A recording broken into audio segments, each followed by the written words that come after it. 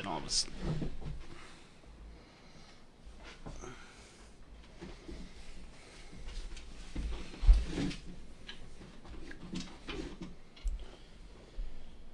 Woo!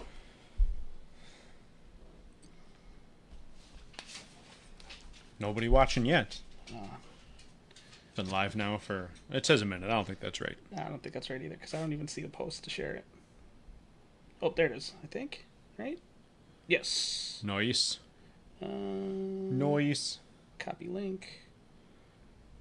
Oh, I could just share the post. That works way easier. Share to a group. We back. Post.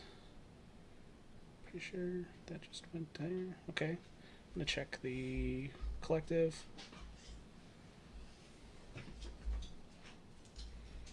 Bum, ba, da, bum. Yep. Yes. It's there. We got 2 watching already, it looks like. We got 2? What? Up? There we go. All right. Hey, everybody. Welcome to the Fight Night 4 presented by the Build Phase, Team Attack, and the guys in the Philippines, Mark Eam and the crew there. God, that crew keeping it alive. Yeah, they are just fantastic. I'm Carlos Luna. I'm Peter Heddles. That's right, I'm here. Yeah, and we are here. We got a kind of a special event here, so we have 2 sets of fights. We're starting a little later than we wanted to, but that's typical, right? Some technical issues, dealing with some guys over there, so there's a time differential. There's a lot of things going on. Fight Night 4 season of technical difficulties. Is that what this is? Fight Night 4 season of technical difficulties. But we are going to get started in just a second here. We're waiting for everything to get all buttoned up and set. Really special day today. For Fight Night, we have 2 different sets of fights. We're going to start with the undercard, which is Kingpin, Take Over the World versus Nick Fury, Quake Machine. Or I'm sorry, Take Over the Universe. Take Over the Universe. He's not even taking over the world. He's done with the world. He's ready for the universe. He's got higher aspirations than that. Versus Nick Fury for Quake Machine. Now, these are the undercards, so this is for the 3rd place.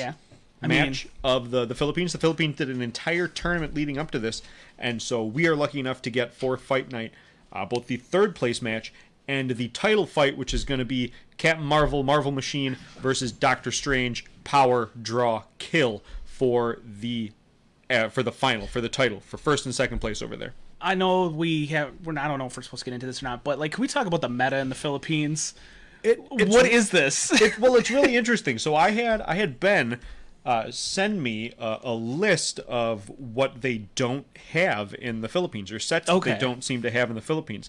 So because their meta is, you see Kingpin, you see Doctor Strange. We have the list information for them, which is a really unique list that they have.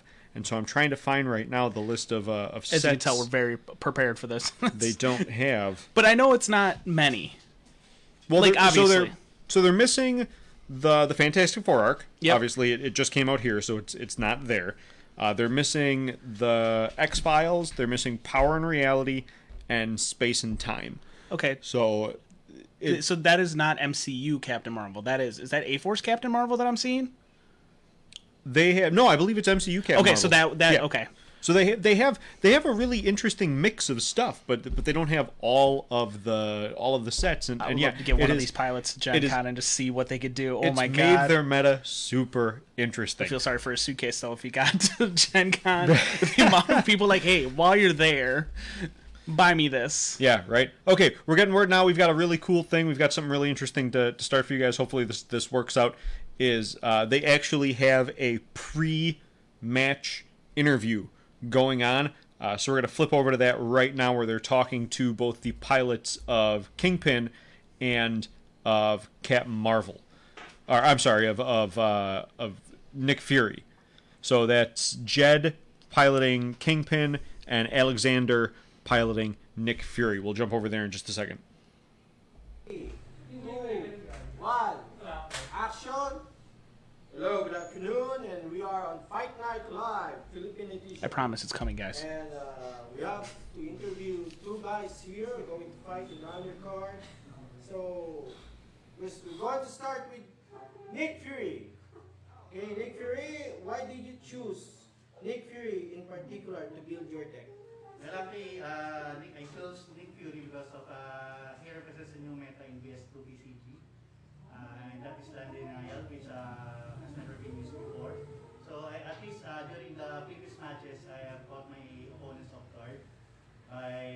destroy all their resources and locations before I go in for the big kill. Okay, Mr. Kingpin, played by Libetario. So how about you? Why did you choose Kingpin in particular to build your deck? I chose Kingpin because no one was using him before in our community. Okay, most of the guys in our community are using a lot of powered cards before. So I chose him as an undercard, but never thought that he would become a champion. Wow, that's great. Okay. And do you know what strength or forte of your deck? It's like a rank deck, getting all your resources and casting big guys in one turn. Okay, so how about you, Mr. Adan, aka Nick Fury? Yes, actually Nick Fury is the one, the key card in the deck, so it's Avalanche, no? So everybody knows that already.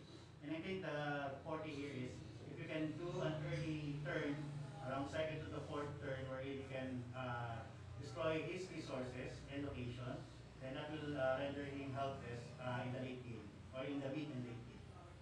Okay, so good luck to you too. But before that, what are your final words against your opponent? Mr. Nick Fury, aka Well, I'm the going, Point Machine.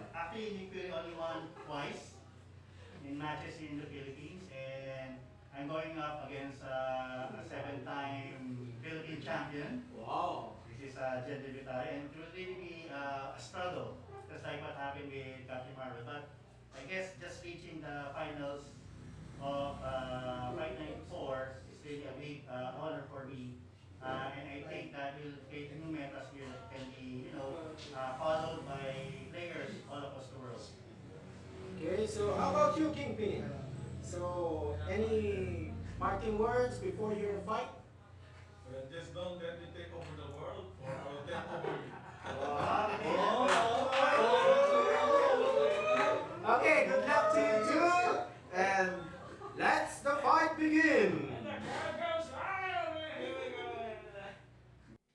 All right, guys, that was it. So we're gonna get back to the fight. There, we're gonna let them set up what they're doing, and then we will get back to them when they when they're all ready to go. So I don't know, Peter, if you want to find the list that we have in our chat, we'll be able to maybe talk a little bit about the list and what their decks are while they're getting set up. I'm scrolling. I'm here. I promise. All right. There is. All right. I have Nick Fury. I'm looking at it right now. So right now, Nick Fury, as we know, is he's Nick Fury. I do believe for a red on his level 1 he hides somebody. I should really know his card by heart. So moving into his supporting characters, these I know. Captain Swain, we all know and love. Make a supporting character one less to do. Wasp will be dropping that negative counter. We have Avalanche, my personal favorite, Avalanche. So I'm assuming Swain is there for... He's obviously the best. Well, I already know that Swain is basically there for Avalanche. Yeah. Leviathan Demolisher, which feeds into that kind of destruction of lands. Turn one down. Scarlet Witch, which is going to slow everybody down. Lambert, got all those multiple teams in there. Keys, good old Keys. Make probably Avalanche cheaper, or if you have to pay for your Nick Fury, he's always good too. Spider-Gwen, because everyone needs Spider-Gwen, one of. 3 Iron Man, because you're going to be turning those locations back up. And then we have Leviathan Beast, which I do believe is the drops down and stuns. Or dazes, I should say. Hyperion, which is that good old new Avengers with Eternal. And Gilgamesh, the 8-drop of meta right now.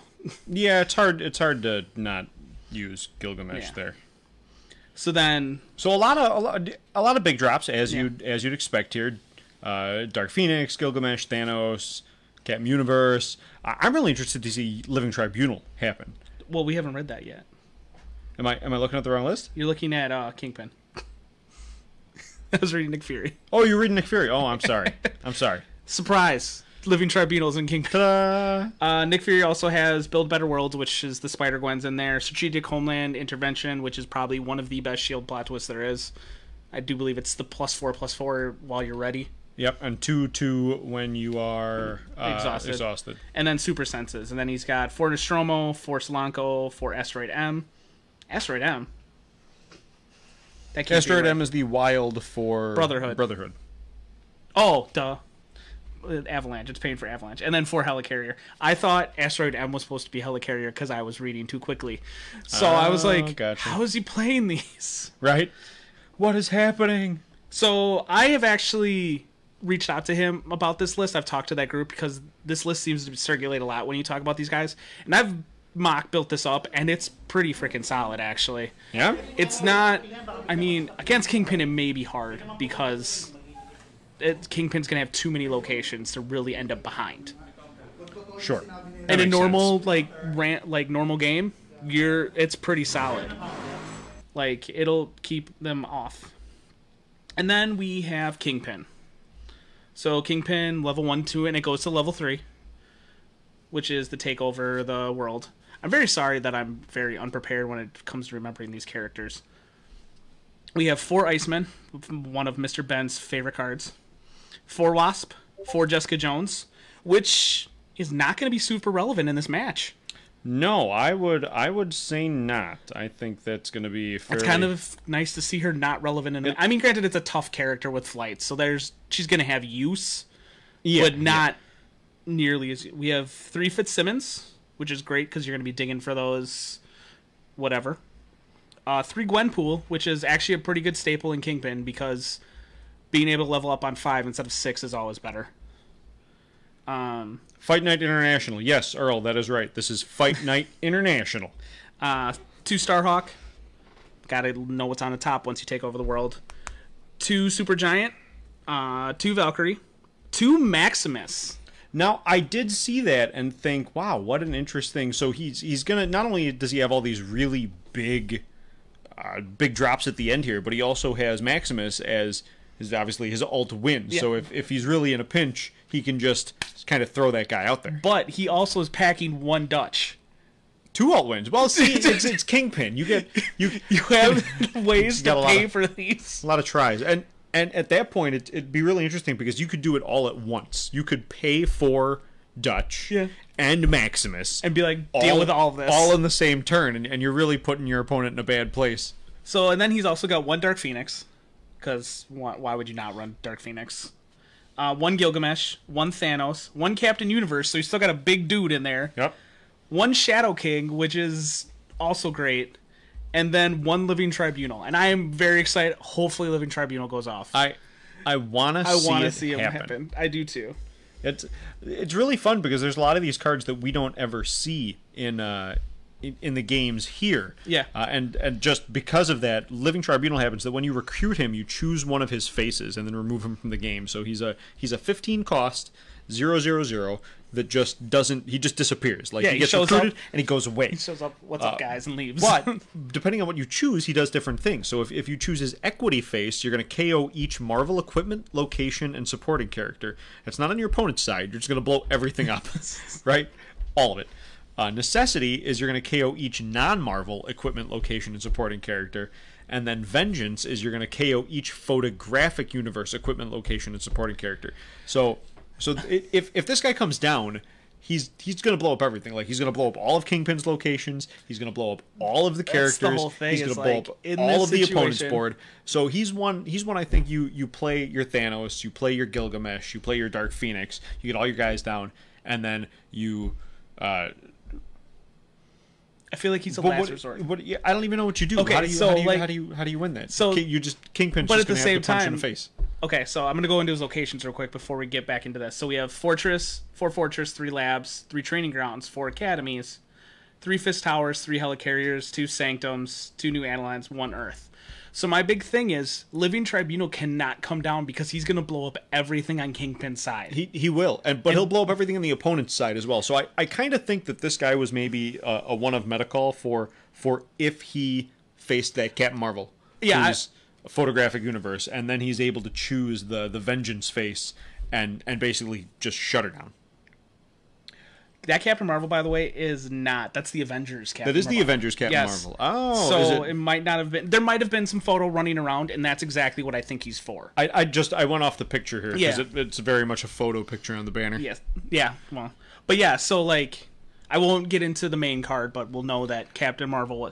But we also, like I said, we didn't see a lot of their games. There could have been some photo running around. And Living Tribunal is a great call if you're worried about a diverse. Like if Kingpin would have came to Good vs. Evil, I think he would have been great at that last tournament that we saw, the Oklahoma one. Living Tribunal would have been good in that because then you could have. Well, wait, no, he's good, isn't he? Well, he also works for each non-Marvel. Yeah, character, right? So if you're facing somebody who's running a lot of Predator or monsters monsters is still Predator and aliens, X-Files. Well, that's photo, but X-Files is photo. So it's just Predator and aliens that we have right now. Yeah, but Lambert technically is non-Marvel. So like, there's Prey and company. So like, oh, that's true. Do they have a K now that you just can't get at? The Predator and Alien box is kind of what we're looking at. All right, looks like we're pretty much set for the match to start. We're gonna flop over there and get you guys started. We'll have Kingpin. Looks like he's setting up in the top left corner of your screen, and then Nick Fury is gonna be in the bottom right. So let's get on over and watch this match.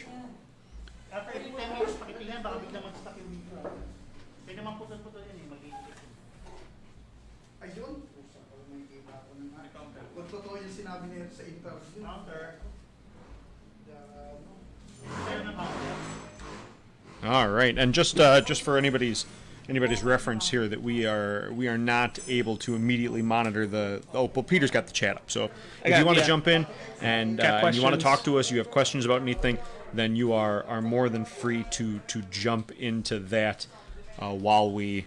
The big thing is we can't ask them questions due to some technical difficulties. So if you see something played wrong or whatever, we can't reach out to them. Yeah, we're a little more constricted than we are in previous fight nights where we have somebody on the horn or in the Skype called directly with the players. We had to figure out a different way to sort of set it up so we do not have immediate access to the players. I'm gonna first talk about these mats here. Like, I'm trying to. We know the versus one, but I really like that one that Kingpin's on. I don't know what it is, but it looks pretty. It says Best Friends Forever 101. Aw, that's so cute. And there's like a little robot man. It looks like there's ghosts and mummies and stuff too. That is a cool looking. So I mean, a ghost would be your best friend forever, right? Of course he would. The ghost would be my best friend forever. Well, I mean, because he can't go away. He's dead already. Well, yeah, he doesn't really have a choice. If I found him, he's mine. All right, here we go. All right, before they even go, who do you got in this one? I'm gonna go Kingpin. I think he's gonna take over the world. He's got the Gwenpools. I think he's gonna take over the world. I think from our testing with Avalanche and basically trying to turn down locations, I love the deck, but I don't think it's fast enough. I as much as I would love to be like Avalanche all the way, that's my boy. I think Kingpin's gonna outpace it. We've got Ralph here watching. I don't know why Ralph couldn't have said anything. Why his little... Because if he's watching... His little Dobby had to come on here and talk, but, you know... The dude that looked like he got hit with some flour earlier today. And Mark is here. Hey, Mark. Good to see you watching. Yay! Mark, these are your boys. No spoilers. All right. So it looks like Nick Fury's taking the mulligan. Kingpin is going to keep. Yep. Kingpin's going to keep. I did see, it looked like an Iceman in that opening hand, and that's definitely. I would definitely say that's probably an Iceman in that opening hand. That's what you want. Iceman's always a good play. It's Mr. Ben's favorite card. So you know, if Ralph is watching, you can watch out for that. There's definitely going to be some Icemen. Yep. You know, waiting to get you. And Nick Fury, there can always be a worse hand, right? Yeah. So, sometimes you just gotta. Okay, so Kingpin has decided to mulligan too. Oh, really? Wow. Maybe they're friendly and they let each other decide. As opposed to us Americans, which would be yelling at Kingpin, be like, "You didn't decide that. Too bad. You missed it." Actually, he could have been mulling it over because it looked like Nick Fury pile shuffled, so maybe he was having a little bit of issues with his Yeah, I don't think there's anything anything wrong That's with fine. that. And you get your chance to shuffle. Yep. The apparently the Dark Lord, or at least the Dark Lord's minion, is taking notes. Just What, play a deck is- full of Iceman. Is Ralph flying to the Philippines No, now? no, or, like or because what? we said watch Iceman, all that kind of stuff. Oh yes, because Iceman's so legal in cosmic format. All right, so Kingpin played a location. He played a helicarrier, and then he pitched from the hand to go searching. We Living get rid Tribunal of, is going to the bottom. and Maximus as well. That's true, but Maximus is a 3 of, so that's not. That's true. Well, and again, Once living, your deck living, loses yeah, 30 living, some living cards, Tribunal is not really going to be a card here. and that's a really smart move. Always remember when playing Kingpin, pitch for your location search. Don't play it from the row because you get all those locations back from the KO. Yes, it's going to pull them all back in. So if you put some on the KO pile, that's now Wasp. Always good. Always good. Nick Fury with the red, so that means he can hide any person, including himself. Yep. Which, I'm not sure if that's really what you want to do here, because you know that Kingpin's not going to be attacking. Yeah. He's not going to have an aggressive stance in the beginning of the game. He's really just about building a board and playing resources. So saving that red is probably the correct call. yeah, for sure. You know he's saving it for Avalanche. If he has Avalanche in hand, turn 2, he's going to get his first ticker on the clock. Yeah. So Kingpin once again plays location. That looks... That's a Sanctum. Looks like a Sanctum That's there. definitely a Sanctum. See, I can identify these cards. I just can't read text. Pictures, though, I'm solid. There you go. And Oh, passes Helicarrier. turn. Helicarrier for Nick Fury and an Avalanche. Yeah! There it is. Get him! Get him! So first ticker there, he's going to turn down a location. He chooses the Helicarrier. So Bold one, move, but one. Oh, and then he hid. so that's what I was gonna say is that red is good for if you're worried that Avalanche is gonna hit. So now you don't have to worry. It's not a new version It of is. that. It's a really good tactic. It's just that they're both red, so Yeah, it's and it's really heavily resource intensive. It's expensive. It is. So, And now that we have Susan Storm, she goes for a yellow. So at least at that point you can sort of trade off. yeah. Right? We have, is that a Fisk Tower that came down? That's a new Adan, New Adelan. All right, so we're 3 which I do for believe is what he Kingpin. got off the Kingpin grab. And Fitzsimmons, we're going to Simmons scry. always good. Why couldn't he hold him just a little lower? Right. Philippines, hold your cards lower so I can see them, but don't show them to your opponents. Doesn't look like he put anything on the bottom. He did not, and we've got Wasp another targeting. Wasp. Wasp targeting Nick Fury. It's weird to see wasps not targeting wasps. It's interesting to see just decks that aren't super aggressive, because we know that the meta that we've had for a long time here has been a very aggressive meta where cards come down, they turn sideways and attack, and this looks to be like it's going quite a bit slower. Yes. Avalanche. It's my boy. Always remember Avalanche. Avalanche. Avalanche. If I could get him on a tarantula body, he'd be a tarantulanche. I don't know what a tarantula is. It's an avalanche of tarantulas. It's the scariest thing ever coming down a mountain That at you ever. sounds pretty horrible. Okay. I do not want that. Looks like Nick Fury got. So we have passed turn. So we're Okay. back to Nick Fury. Question here is, does he have another red for Avalanche? Because Avalanche is really good when you get him on turn 2, 3. Up there it is, Asteroid M. So now I'm going to critique a little bit. I don't think he needed to hide Avalanche last turn, I don't think so either. but I think it was probably a safe call just in case because you don't know what Kingpin's going to drop. But on 3, I guess it could have been Jessica Jones, but he would have had to attack twice into his Wasp just to be able to get at. I see. My thought is, because he put down that Asteroid M, it looked like he just drew that Asteroid M. He Yep. picked up and put down. So I think maybe hiding Avalanche if you had a red in hand was the way to go, Yeah, but not if you're depending on the draw. Now, we did play a Lambert, great that's card. a solid move. That's a team Lambert attack for and Nick team Fury. attack with Nick Fury in there. So Kingpin now has 1 wound, 3 XP, and we've passed turn. Avalanche is And he's face down- up. So this is the time where Only downfall of the Avalanche theory also is all those locations that he KOs goes into the KO pile, so Kingpin can get them back. yes, yeah, it's not. Well, but the benefit there is that once Kingpin gets him back, because that's a main phase power. Yes. So he's past his recruit, he gets him back, and then all Avalanche needs is one more red, and all of the locations go away, and then Kingpin can't do anything. That is correct. So there is some strategy there for playing Avalanche against Kingpin, and when and how Kingpin wants to do what he does. So we've pitched to yellow to Fitzsimmons, and to we make have played Gwenpool Gwenpool. early. That's really smart because she's gonna let Kingpin get that extra XP for every location. So every location now is 2 XP. So he's at 4 XP right now. So he'll get 6 playing again next turn. That'll level him. Well, yeah, because you only need 5 to level, and then it's 3. I do and then believe. it's 3. So Gwenpool's really gonna become effective in the next 2 turns.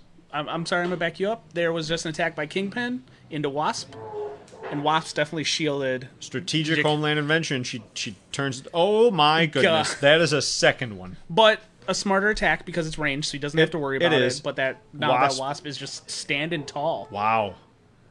But now he cannot bounce because she can only bounce on the first attack. Correct. She can only So I bounce don't know on if the that first was attack. super worth it. Well, it looks. I think she bounced the attack from Wasp. Oh, okay. So Wasp went into Wasp. Then Okay. we had Kingpin I'm sorry, I go did in, not and see then Wasp we had sideways. Staring Gwenpool over go a in. microphone.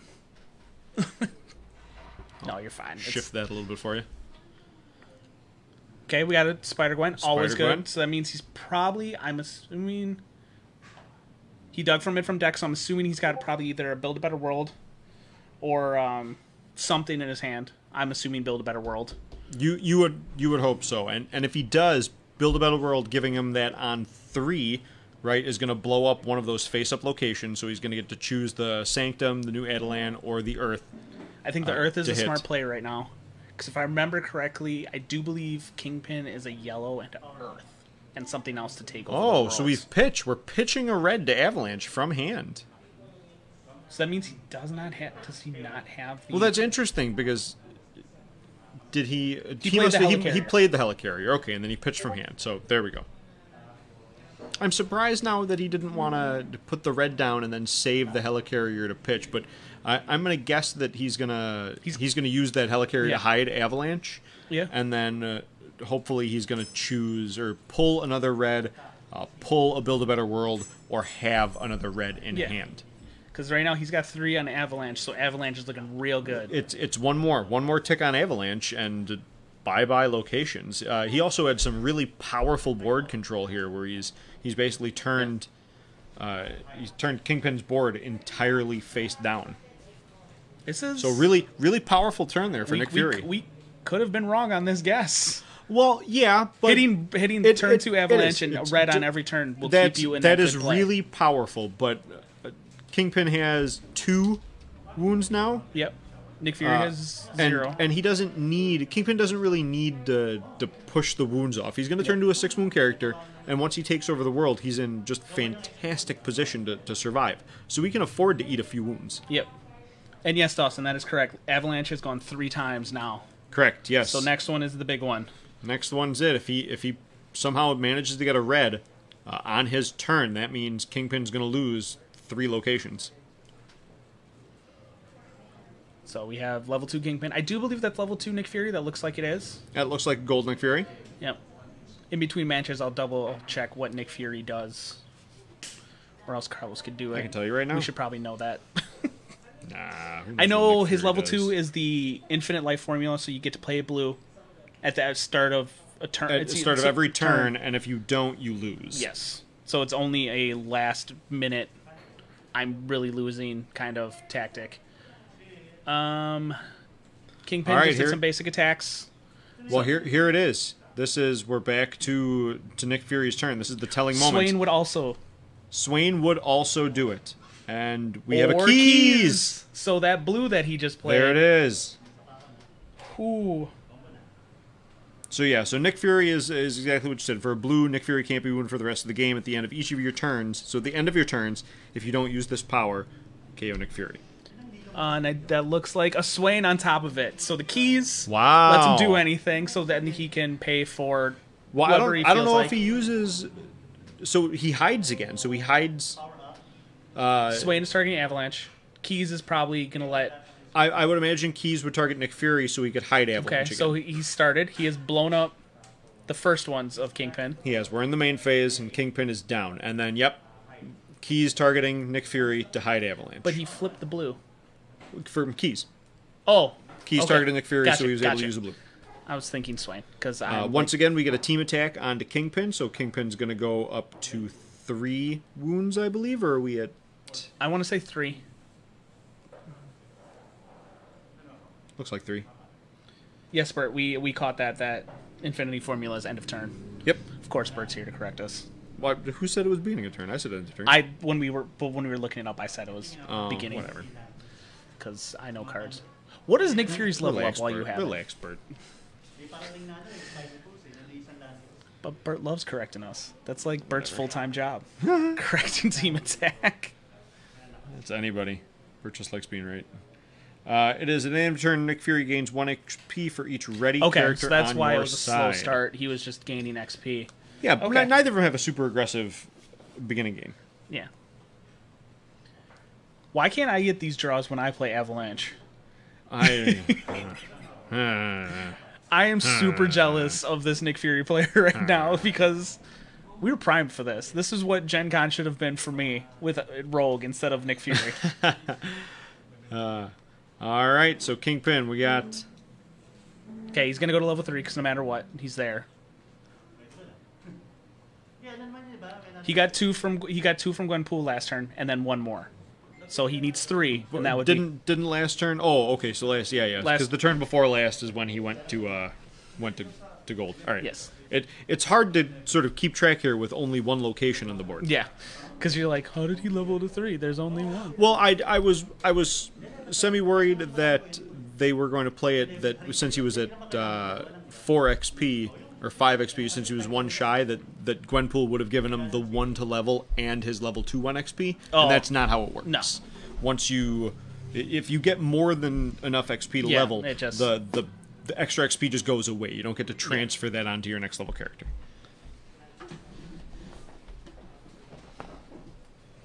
And he is obviously thinking, which is important because he's going to need. Well, we also can't see one of the locations. He's going to need 3 more. Hands. Well, but he needs 4 locations total. Yeah. Well, and he's got to be weary because all Avalanche needs now is a red. All he needs is 1 red, and he blows up what's on the board. Or a Swain. So he has what? Yeah, or a Swain. Or another Keys. Keys and he's whatever. got so many outs right now. He has a very good position against Kingpin. Yeah, he is definitely where you want to be in this fight. Getting those characters so fast was a huge bonus to him. Or getting Avalanche on turn 2 Iron and then Man. all the reds. There it is. He's got an Iron Man now. Ooh, there it is. So he's just got. He doesn't have to blow it up. He can let Kingpin just kind of stew for a little bit. Okay. Now I'm curious that Kingpin even played a location because I would think his level 2 requires 3 locations. It requires the red, the yellow, and the blue. I would think you might want to keep those in hand. Keep all 3 locations in hand and just row some extra cards. That way you can try to take over the world at your leisure. Yep. And it looks like Kingpin has a pretty big hand there. I'm assuming he's holding locations he doesn't need.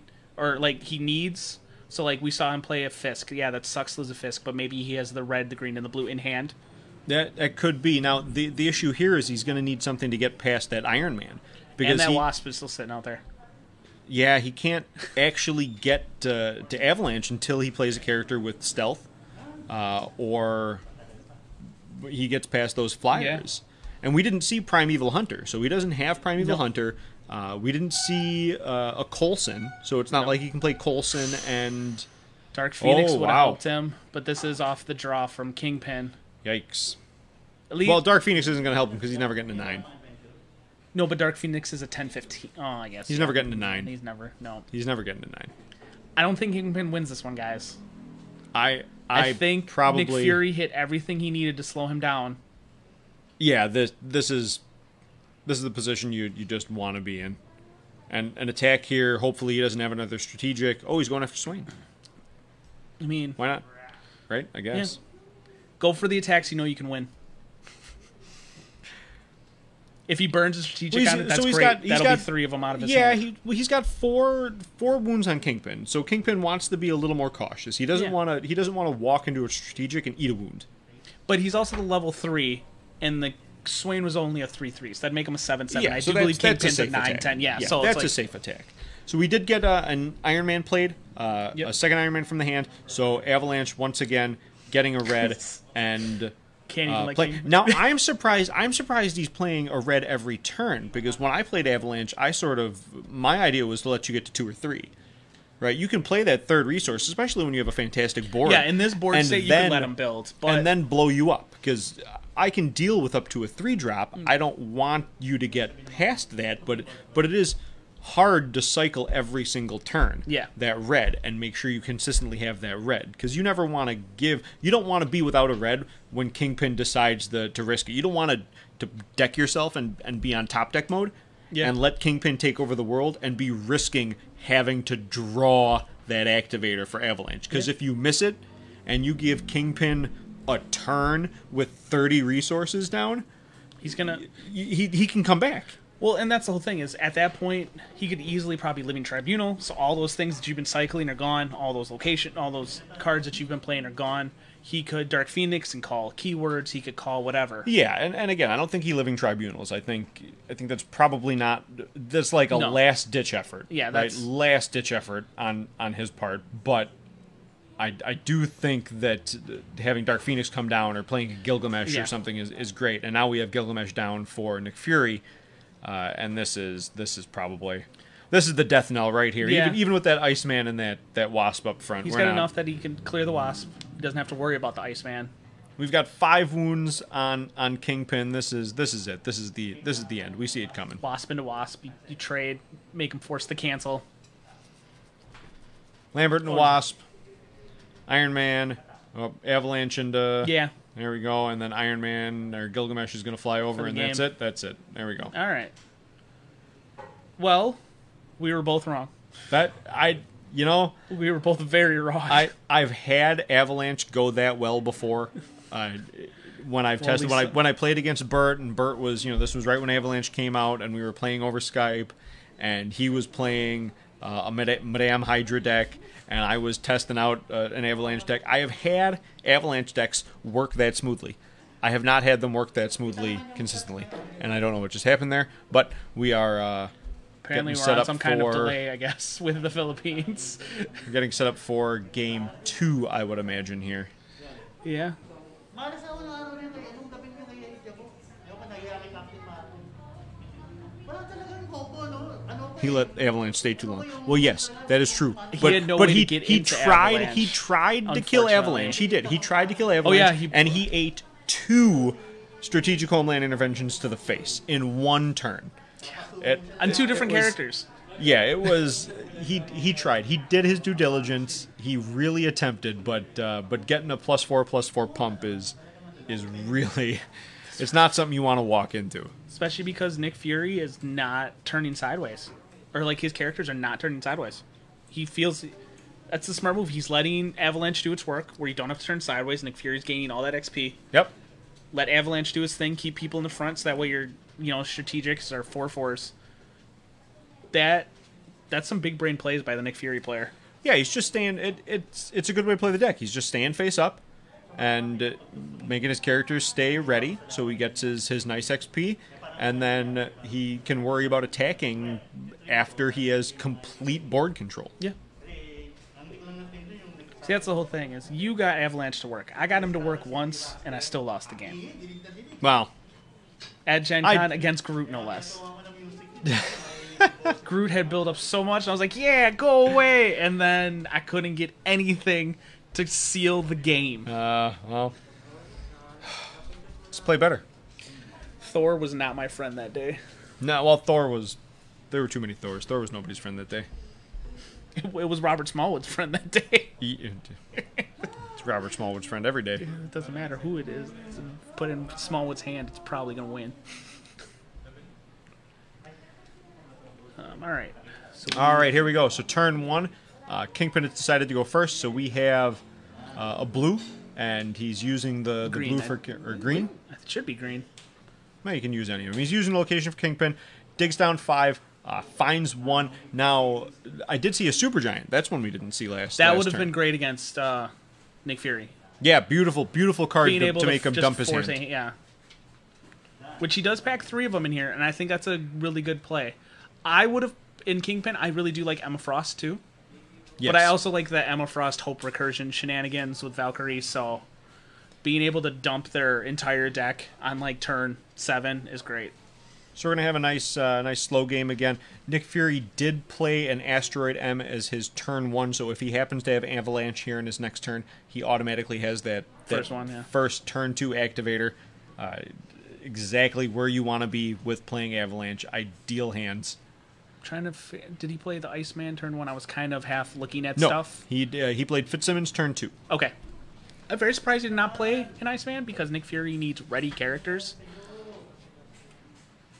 Yeah, So, yeah, probably. Ooh, Scarlet Witch. That's a good play, too. Now, if he can keep her alive, that is going to be a devastating card for Kingpin. Yeah, 1/5. And one that I think might have a chance of coming back, as we see even in our formats. Yeah, as soon as we get one open that has defenders, where we have all these big level 2, level 3 characters with these massive abilities, Scarlet Witch might want to pop back in as a good level 2 to sort of I shut wonder your if she's opponent running down. around in the build phase, like League play right now, because that Defenders is open in that. That could, yeah, that'll be interesting to see. Sometimes the Kingpin player like doesn't move, and I'm like, did we freeze? Like he's just like that still. So we've got a double play Fitzsimmons here. We've got 2 reds on Nick Fury's side, but no Avalanche. That's got to make Kingpin happy to not see Avalanche fall on 2.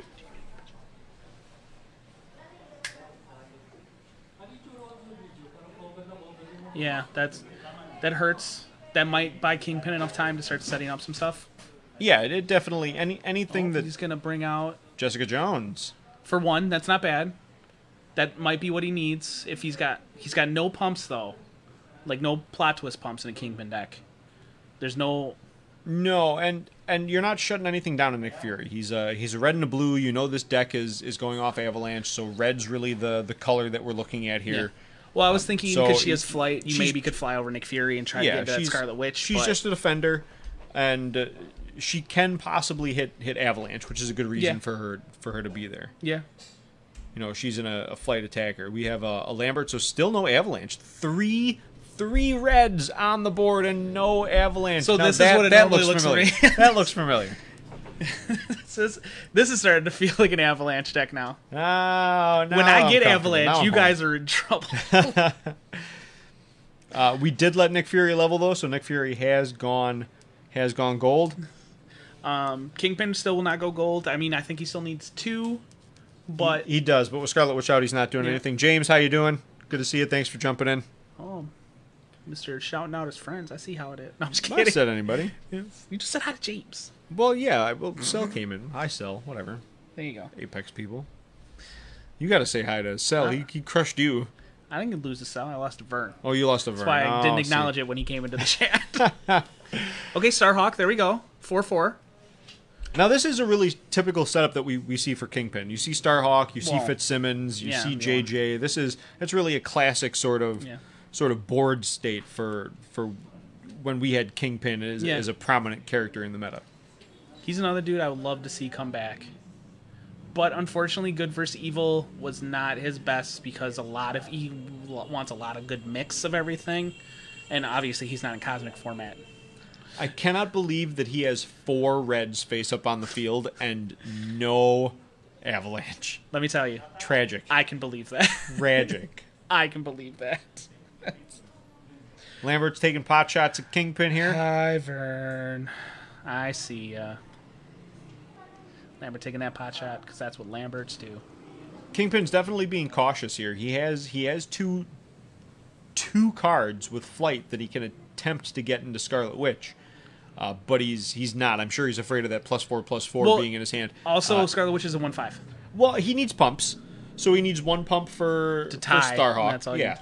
But which is fine. But then he's got to worry about that strategic, which is Exactly. going to turn her into a 5/9. Yeah, It's huge. it's huge. The Scarlet Witch is For what she does, I feel she's overstated because everyone's like, well, she's only got 1 attack. Well, that 5 defense is what makes it. That's not what. Yeah, you don't care about her attack, and making her a 9 range. defense is range. big. Is big. You play her with solo and you're in happy times. Yeah, 'cause right. you're That's just just beautiful. beautiful. Cool. 2/6. I don't even care if I stun you. Eventually, I'll stun somebody on this board. Yeah, right. Literally, defense is all you care about. It's just that it's the behind. It's the booty number. I think I'm gonna start packing Scarlet Witches back in decks. I'm worried that Kingpin doesn't have enough gas to try to stun these characters, and if he can't level, then it doesn't matter how long it takes for Nick Fury to get Avalanche. Well, and if he can't level, he loses. Since he put down the Starhawk, I'm assuming that he did not have the play for Fitzsimmons into Gwenpool again, which seems like a very solid play. Bringing Gwenpool down early, checking, letting Kingpin level up a little bit, because then he'll start getting a little bit of gas if Kingpin can hit that level too. It does, but Gwenpool is not going to do you anything with Scarlet Witch on the board. That's true. That too. He needs the deal. He needs to deal with the Hexer, and if he doesn't have just the chutzpah to do that, what? Then he can't take this. You were looking at me. Kingpin just played a face down card in his resource row. Wow. I am sorry, Kingpin player. Yikes. The booty number that's your new hashtag, by the way. Hashtag You're trending. That number booty, 1 on trending. That booty number. You got to get that booty number. You should probably be careful when using that hashtag, Vern. You're going to attract all sorts of attention. There you go. Starhawk into Lambert. Interesting. Just wants him off the field. It's the new term. It's like a sleep number. Okay, we need to focus on this game, not the booty number. The booty number. The booty number. First I thought you said the bougie number. It could be a bougie number. It is kind of a bougie number. That's why he was willing to trade. Yeah, he's got another Lambert. See, look, Kingpin's like the dude playing him is Wasp. so still. Wow. This is not looking great. Nick Fury has this on lock. He is getting some solid plays. Very, very well done. This definitely feels like an Avalanche deck right now, because everybody's doing the work besides Avalanche, and you're still somehow winning. Yes, that is exactly it. You're An still Avalanche deck somehow where you win without using the card your deck's built around. Yeah. Dawson, Makes do sense. not tell people to go search booty numbers on the internet. Don't do that. Sure, why not? I'm not doing it. Make sure your safe search is off then. Yeah. Not safe for work. It's not safe for versus. It's not safe for a lot of things. NSFV. Not safe for versus. Confirmed. All right, checking that. Though. There you go. It looks like they have someone on the side, thankfully, so maybe they understood we couldn't. It does look like there's someone probably Mark. watching. It is. Man, Mark. it's always just it's always so It's a hard. kick in the nuts.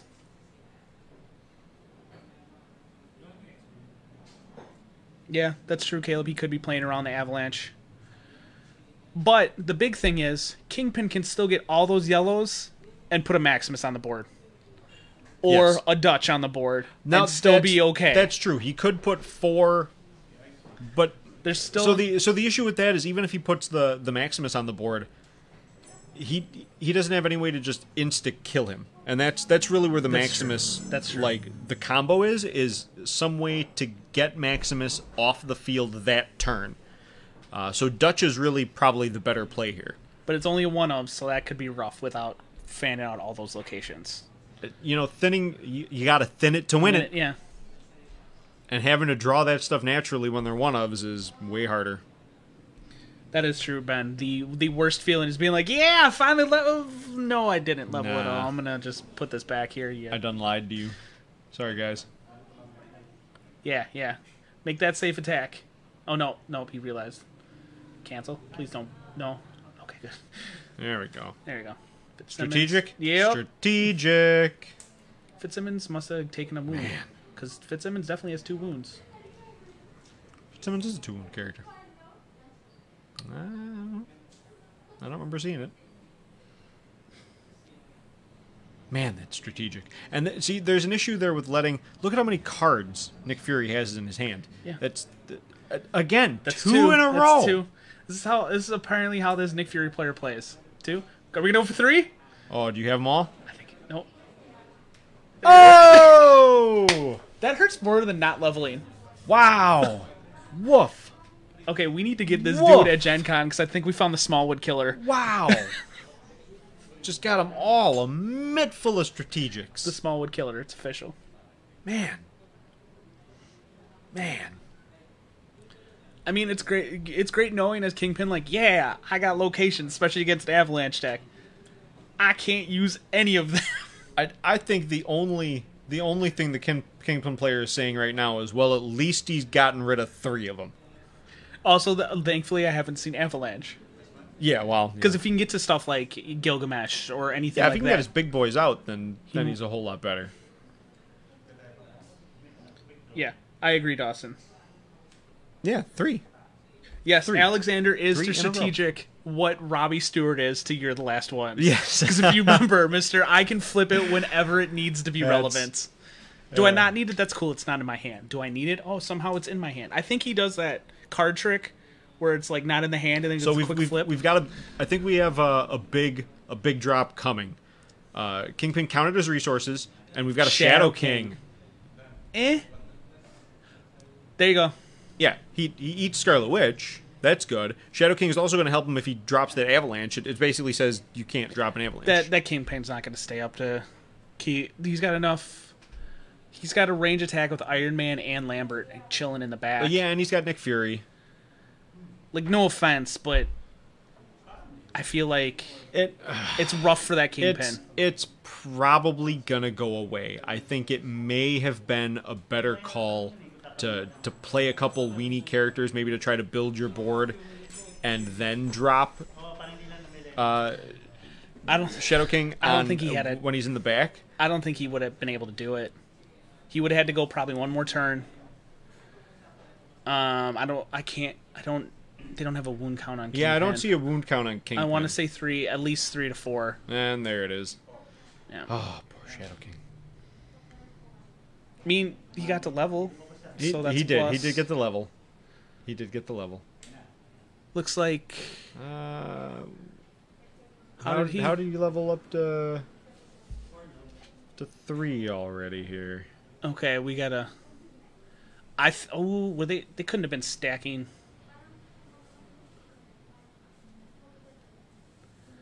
Ooh, we might have to reach out to the Philippines people. I think there may be an issue. I think they may have an issue with playing Kingpin because you don't get to keep the experience even though you're over the level. Like you don't get. Correct. And I think they might have added the experience together. Saying that he has 7 experience Yes. total, and then he gets to go right there, and that is not how it works. If you have 1,000 experience, when you go to level 2, it all just goes to going to level 2. Yes. And then you start back at 0. Yeah.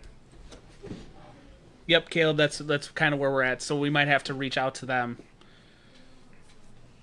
I would love for it to be like, if it carries over, cool, I'm level 3 now but Yeah, wouldn't that be beautiful? yeah, so many times it's From level 1 to level 3, that would make Scarlet Witch far less powerful. Yes. I'm glad it's not that way, but it would be, yay! It'd just be so much happier. I feel like Marcellus just tagged himself to be like, I'm still here. Shouting out myself. Don't forget about me. Dark Lord, who needs a hype man when you got yourself, right, Marcellus? Okay, so we got an Avalanche. Or not All right, Avalanche. we've got Valkyrie. Valkyrie, that's what I'm thinking of. I was excited to maybe see Avalanche, but... Do we have the yellow to use her, though? I don't see a yellow out to use Valkyrie. No, but I think he just needs people. She's a 2-wounder, so that's She not... is, but it would be Nope. so nice for her to get the yellow, or for him to get the yellow and be able to bring out Shadow King again. Nope, that was an illegal attack. He went Valkyrie into Into the back row? yeah, and Wasp is Ooh, definitely and Wasp still was out there. So there's definitely, right, we know there's always mistakes in games, and when we have immediate access to the players, we do try to jump in and change those, but, having this be the international version of Fight Night, oh, it looks like they're rewinding. Nope, somebody caught it. Okay, cool. So they are backing up. Good job, Philippines. Oh, there's a Gilgamesh. So once again, I want to point out the amount of reds that are on the board and no Avalanche, but we're at Gilgamesh, so now it doesn't matter. You are past the point where Avalanche matters. And maybe that's what he hit. Maybe he has Avalanche in hand he got him turn 6 where he's like, well, I don't need him right now. Yeah, it doesn't matter. Like, there's why? I mean, he could play him now and just sort of start the clock because he has Gilgamesh out there and he's got Wasp out there, and why not? Yeah. Why not just give Kingpin something else to worry about? Yeah. But he's definitely not necessary. That's sort of a kick him while he's down play, Yeah. right? Just one, turn that thing face down, Yeah. kick you while you're down. Like, if I don't know if they know each other's decks. I don't know how long they've been playing this tournament. If I knew he had a Dutch and I saw an Earth out there, One Earth, yeah, you Play him probably then, play him to turn target down. that Earth. Yep, yeah. But until then, you don't really need them. that's fair. So now I'm interested to see what Kingpin does at this point, because I think he's at 9. He looks like 9 9, 3 and then 6. Yep. And we know he has to be close on wounds. Yeah. I think wounds are over there. see Good sir. 5. Yeah. So 5. got So one. he's got 1 life left to live. Win more. Yeah. Yeah, kick him while he's down. Yeah. How do I win more? How do I make you feel worse about it? Do you like this game? Wasp to Gilgamesh. Okay. That's not a bad play. Gilgamesh. There we go. That's not a bad play. Okay. Means I would probably assume he doesn't have the Dark Phoenix in hand. Now here's the question: has he said Gilgamesh? Oh, that's a good point. I'm gonna say yes, because that's the way the rules work. And Well, Gilgamesh is still out there. No, he hasn't been attacked yet, though. So he'd have No, to. Gilgamesh has to do it every turn he's out. Or he loses Eternal. That's true. So he'll still stay out. That's he just true. won't have Eternal. Looks like Gilgamesh traded on Gilgamesh. No. Gilgamesh went around. Gilgamesh Well, I should went say. and they ignored it, which I feel is fair. No, that Gilgamesh definitely has a wound, because he dropped a -1 Yep. with the Wasp, and he went Gilgamesh into Gilgamesh. Oh, he went Gilgamesh. I shouldn't say into traded. Gilgamesh. Okay, Traded there we is what threw it off. Man, I'd have personally been afraid of a strategic with only one -1 counter. Like, come on. But at the same time, he only don't has have one in his hand. I know, but he's got so many cards. He had like 7 cards. I just saw a quick peek. He's definitely got a keys in hand, but that doesn't help him. No. Can He's not at the Swain. Swain is he going to hide somebody? Is he going to hide Gilgamesh? What's he going to do? Actually, hiding Gilgamesh wouldn't be that bad. No, because you can't attack if you hide. Yeah, you got to... I don't know if Swain's useful. I would love an EA of that Swain. I know that's way off topic, but that's a good pitcher. That would be a cool card to get an extended of. Or Gilgamesh would be a good one too, because that like fighting pitcher. I agree. Gilgamesh would be fantastic. That's great card art. Or an EA of any of the Prey, Predators. Non-Marvel. Let's just make just give me an give me EA EA variant packs. of every card. Let me spend $10 more and just buy the box EA. Yeah, exactly. Why not? There you go. Upper Deck, you can have that one too. Give me all these limited edition You will cards. sell Give me all these of them. EA You'll cards. never have to print normal cards again. Yeah, just give up with the normal cards and just have giant, beautiful artwork cards. Just to watch Bert have to retire his entire binder. I would love it. That would be hilarious. But never print Kobik in EA. No, yeah. Now you're just being mean. That's vindictive there. A little bit. Okay, we made some. We probably should have been talking about the attacks because there's. I don't think anything's happened. Not much has happened. Gilgamesh got He's thinking. Gilgamesh got a wound, so we've got 1 wound and 1 wound on I was Gilgamesh. gonna say looks like we're still in the Nick Fury turn. Yeah, we haven't had a whole lot happen here. The Swain is a interesting play, but I guess it's just a dude on the board that you got to worry about. But there's so much flight in front of Kingpin that. Yeah, I don't know what his thought was for putting Swain down. If it was just to build a board, I think I would rather have card advantage, even if it's fake card advantage, just cards in hand to make my opponent think about what he's doing. He knows you only have one more of the strategic. So Yeah, the more cards I have in hand, the more he has to think about his attacks. Valkyrie being gone could hurt a little bit. Valkyrie being gone is a great play. I mean, you did not want him to draw no, yellow. for sure. And then trades on Gilgamesh. Wow, what a turn. The other Gilgamesh should have had a wound, I'm assuming. They both had 1. And so, Gilgamesh is only 1. You're correct. So that means the Gilgamesh did not attack each other. Yep. And it looks like I don't see either Gilgamesh in the pile, so Yeah, they must both have said the it names. in. Yep. Ooh, there it is, Supergiant. That's good to know. Get rid of that hand. I would definitely be like, can you show me what you're discarding here? Yeah, that's something I would like to know. See, now if he can get a cycling of Super Giants going with another Valkyrie, that would be phenomenal. That would give him a huge thing. That would be very nice. He dug for one of, but I think he's just looking for the shuffle more than anything. Now, what does he play a Nullifier? Does he play a Serpent Crown? I didn't see any of those in his list. I would think... See, that surprises me. I'd think Serpent Crown would be a good call on these guys. But I also know that the Philippines, a lot of their original tournaments, the winners were splitting with second place. Like, in the Shield versus Hydra, one of them got Shield, and one of them got the Hydra part. Ah. So there might not have been enough. That's true. I don't know what they're... But I still think, yeah, like... It is very interesting Nullifier. to see how... Right. Ooh, Super Senses. You cannot kill Wasp. That Wasp is immortal. I was like, how's he playing Super Senses? Oh, yeah, Lambert's still on the Wasp is more powerful than Gilgamesh. Gilgamesh goes away, Wasp stays forever. board. Wasp is the true Eternal. Yeah, just eternal. Ooh, there's Avalanche. There he is. There Why he not? is. And Start turning things down. Pay one. What does he target? What does he target? The Earth? It looks like it was an Earth. I think either New Adelan or Earth is a good call. And at this another point. Gilgamesh. Well, it's because he called it... Oh, God. He did just get rid of one. He got super gianted.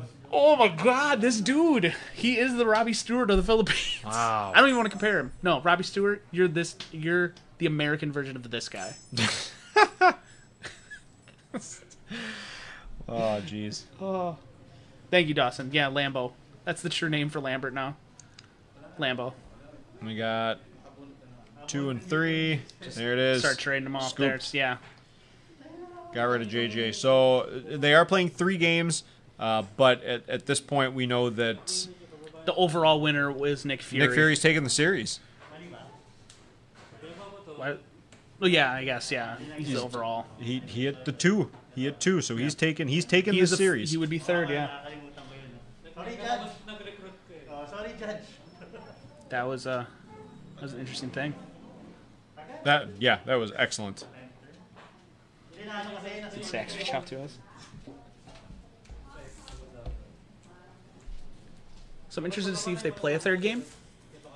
Because sometimes some people feel like playing it. Some people don't.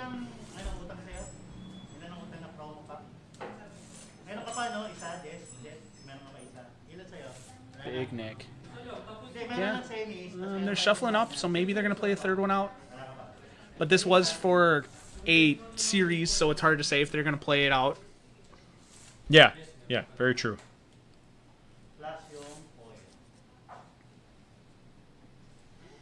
We handed it over. We're gonna pop out here, and while they're shuffling up, we are gonna check on something real quick. We'll throw up a reminder here is what we're about to show in the fight here.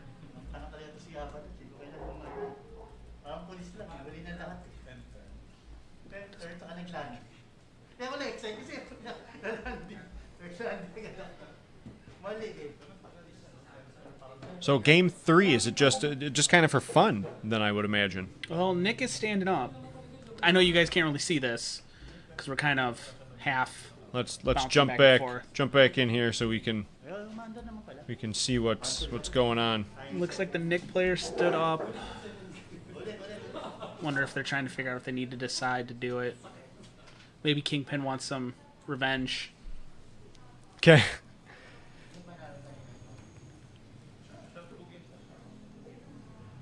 King Venge. Ooh. Wow, what a hand.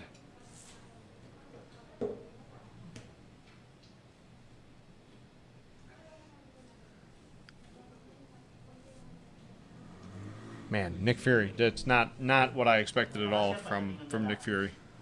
Yeah, like I did not expect those games to be so fantastically one-sided. I mean, and that's not saying anything against that Kingpin player. Like, that dude played the best that he could. You play with the cards that are given to you. I shouldn't say given to you. The best that you draw. But, like, let's talk about that Wasp. MVP of the game, Wasp. I don't understand how it is that Turn 1, he opens up with a asteroid M. she just can't die. She just can't die. She can't. She's infinite. Okay, so we got the Earth. There's Avalanche. Oh my god. This dude's draws. Wow. Just Wow. It's just incredible. Just incredible. To quote the mighty Owen Wilson. Wow. Just Jesus. Now I'm gonna ask if you're 2 games down. You Yeah. know you've lost the series. You've got Avalanche down. He's hiding. He's already got his first tick. At what point here do you scoop? When you see him drop the 3rd red in a row. Because two is doable because you could have opened up with 2. And you've had multiple turns to do it. There's the 2nd red. There's number 2. Oh my, is that a... It's a Swain. That's a Swain. That's when you scoop. Is this when you scoop? This is when you're like, okay, well, I'm already down. So let's... Wow. I mean, good for them for playing it out, because, yeah, there's those games where you're like, I just don't want to play this out, but I'm going to do it. I'm going to go through the motions. And hopefully Kingpin is playing just as well, or just as hard as he was opening, like, game 1. Yeah, I would... Okay, and he also played a Destroyer, by the way, or Demolisher. Wow, and he so played a Demolisher, so turning something face down. And speaking... Oh, man. just oof. Big oof. Ooh. I'm going to go home and build this deck. I don't see why you wouldn't. It seems really good. Seems fine. And like I said, I built it up once and it seemed great, but right. Like just maybe I was playing it wrong. Can I borrow somebody's luck when drawing these cards? I would say you. Yeah. I think you'd love to have somebody's luck when you're drawing those cards. I think they are. It looks like, or delayed messaging here. It looks like they are discussing sort of stopping the game here at some point, depending on the next turn or so. Like I said, if you see that 3rd, yeah, we're gonna see what happens. Well, no, what the decision here is. He had 3, so he's basically on 4 at the moment. You know, as soon as he plays. Oh yeah, so he's gone 3. Yeah. Yeah, he's. No, he should only be 2 in. Return 3. Yeah, he can only be 2 in. Because Avalanche is a 2 cost. Yeah, Avalanche is a 2 cost. So you pay 1 on his turn. So 1. I'm surprised he didn't. Oh, did he hide Avalanche again? Is that what he played the Swain and the red to hide Avalanche? No, maybe. I guess. We would have had to. Yeah, he would have.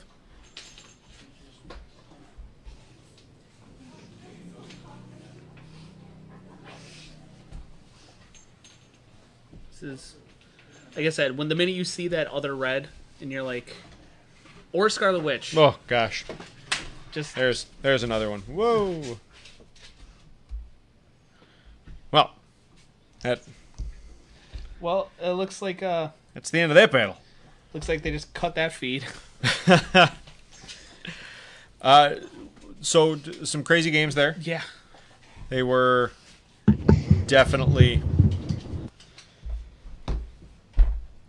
definitely one-sided. That Nick Fury. It's Oh my god. Not what we expected to be able to see. Just nope. There it goes. Some Nick Fury. Did you guys see that coming? Now, an interesting thing, like we said before, we are going to have the build phase on. We're going to have Mr. Ben, and we're going to have Stacks come on and for the main card fight here. So I think we're gonna take a second here and invite those guys on while we set up for the main card. Yeah. So we'll give a second here. We've got to sort of set up those guys coming on in our Skype call, and we can see what we can get. As soon as those guys are here, we'll definitely pop them in the chat, and we can get their thoughts on the first couple games as well. I'm gonna shout out someone in this chat. This feels really weird to say, but Vanilla Smooth Smith. I don't know your real name, but I know you're newer to the collective. You've been asking a lot of questions. I think Apex is getting her in. Welcome. And if it looks like it's your first fight night, I hope you're enjoying it. Like, you've been really active in this chat. It's great to see new people in this kind of stuff. Let us know what you guys think of what's going on. Like, where did you think this was going to go? Did you think Kingpin was going to blow out the water? Did you know Nick Fury? Apex is going to probably say, yeah, Nick Fury's going to win it. Because they knew. They always know. I guess I'm going to keep this going while Carlos is reaching out to everyone. So as you can see, this is our technical difficulties that we have, is setting up that second card. We're all new at this kind of stuff. Oh, I'm not allowed to speak to the rookie Fern. Sorry. Not allowed to speak to the We are not a welcoming community here. You don't get to talk to them. Rude. Fern, she beat you, didn't she? Hey, can you hear me, man? She beat you a lot, didn't she? All right, what a one-sided match we got that one Stacks was. in here. Let's see if we can get Stacks in the chat. Yeah, chat. Stacks, you hear us? Yeah, can you guys hear me? I can hear you guys. Can you guys hear me? I hear Ben. Stacks, are you in the chat? Uh-oh, but Carlos can't hear us. Oh, do you hear me, Ben? I can hear you. Okay. Part of the beautiful setup here. Where is Hashtag Stacks? find solutions. Hashtag find Stacks. Stacks is hidden. So definitely looking over those Did you hit lists, him first? I would have thought Paid a blue. Kingpin Played was paid a favored red. Stacks went down. in those two games. So I was a little surprised to see it Where's Ben? so one-sided Ben game after should game. be here as well. Yeah, I've never seen Avalanche do his job so efficiently. Never. I mean, most of my experience with Avalanche is through Now's the that team time, attack guys Do you being need so water? fond of it. Go Yeah, hydrate. yeah. If you need Bathroom break. water, if And, you need anything, this would be the time to It's like that transition between turn rounds on what's going on here. when there's like a really Let's see. long deck playing and you played the aggro deck that was over on turn 2. Right. Go to the bathroom, go get some water, go get something to eat. I definitely don't think people that should run. go get something to eat. We're not going to be transitioning between matches for that long.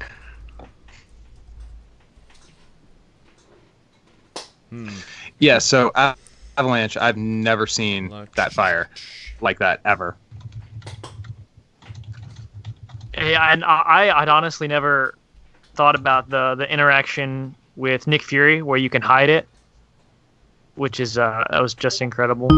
Maybe it's because they're both on red that I hadn't thought about it, and it's really red hungry. But when Keys and Swain started coming down, and it was just firing off. Is watching. Yeah. Carlos Well, has and fancy with the mixing Build a works, Better so Worlds in the he makes list, it it definitely gave it Cool. more superpowered depth Well, yeah, than it works really well when it works. I think initially I realized. Like, beautifully so.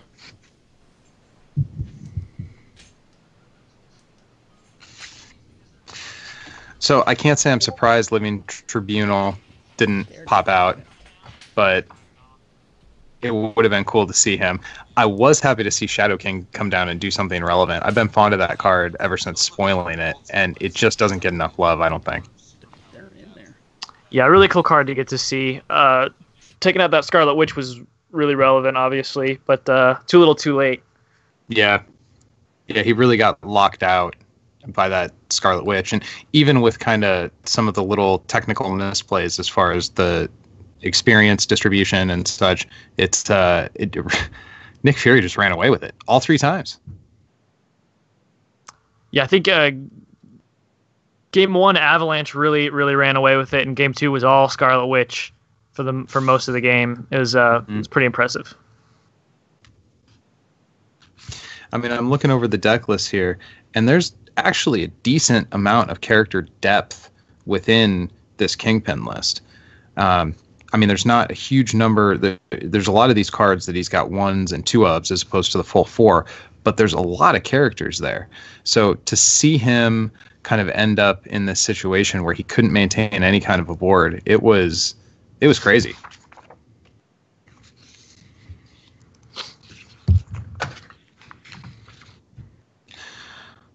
What All I right, what I really would have been excited to see is Avalanche blow up like 30 resources after taking over the world.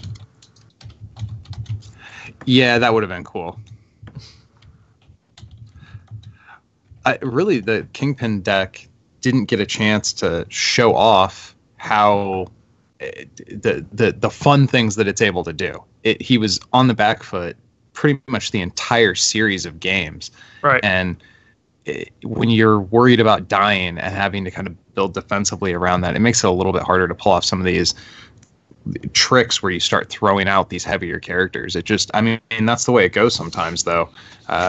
You put all these Dark Phoenix, Dutch, Captain Universe. He's got these heavy hitters in his deck, but you got to live long enough to get to them. And when somebody's ripping your resources away every couple of turns, oof. Yeah, it was definitely tough. I was tempted to say heading into like game 3, okay, this clearly isn't working. You need to try to just like rush him down in the early turns, but the deck's just not built for that. So it just wasn't a great matchup for the Kingpin, it turned out. So I guess let's turn our attention to the main card matchup that we're going to be doing casting for here. We've got Doctor Strange versus Captain Marvel. Do you have a preference on which of these lists we kind of run down first?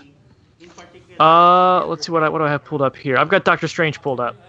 All right, so let's tackle this Doctor Strange deck. Now this is called Power Draw Kill. The player is Jesse Alincomot. I hope I pronounced that correctly. If not, I apologize. He opens up with kind of an agent package. We've got 4 of agents: Slingshot, Fitzsimmons, Sharon Carter. There's a Pixie in there, which doesn't have agent, but then we're back to Maria Hill and Maximus. So this is not a curve that's going to get much done on the battlefield. Yeah, there's a clear intent here. I'll give you guys one guess as to how this deck is trying to win. Yeah, it definitely looks like he's going for a combo, basically. Drawing a ton of cards, which, is something Doctor Strange is good at. He's drawing a bunch of cards. Yeah, it's not the... a lot of times when you see Pixie Max, it's just you have the Pixie and Maximus in the deck, so you're always guaranteed when you do the Pixie activation to hit the Maximus and just win right off the bat. But by utilizing Doctor Strange in combination with the agents, you can... kind of dig through your deck and then make sure your top card is Maximus when you fire off that Pixie, so that you just win. Now, for your taste, do you feel like the agents bring in the kind of deck cycling and draw fixing that's going to make Maximus more consistent, or would you like to see a combo deck where it's Pixie straight into Maximus and you don't have these other characters that you could potentially hit? I'm not sure which one of those is the better call. I'm not sure either, because so when you do the Pixie and just Maximus thing, like I said, you're always guaranteed to hit the Maximus, but the Doctor Strange drawing in combination with the agents might make it easier for you to get your 4 yellows, which is obviously a crucial part of this, right? So like you can have Pixie and a blue all day long, and yeah, you're guaranteed to hit Maximus, but the other crucial part of that is you have to be able to dig for 4 yellow activators. So I think in that regard, the agents actually add a lot here. Well, and this is another list that's running Strategic Homeland Intervention at maximum copies. I don't think he's planning on doing a whole lot of attacking. So that combined with Super Senses, this deck can shell up pretty well. Given that Doctor Strange can draw all these cards, he's likely to see some copies of these plot twists. And Super Senses is a very annoying card to try to attack through. Yeah, 4 Strategic Homeland and 4 Super Senses in here. We saw both of those cards be really, really relevant in the last match. I think they're going to do a lot to help him collect lots of these agent characters and be able to dig for those combo pieces. Also, a bunch of locations in here.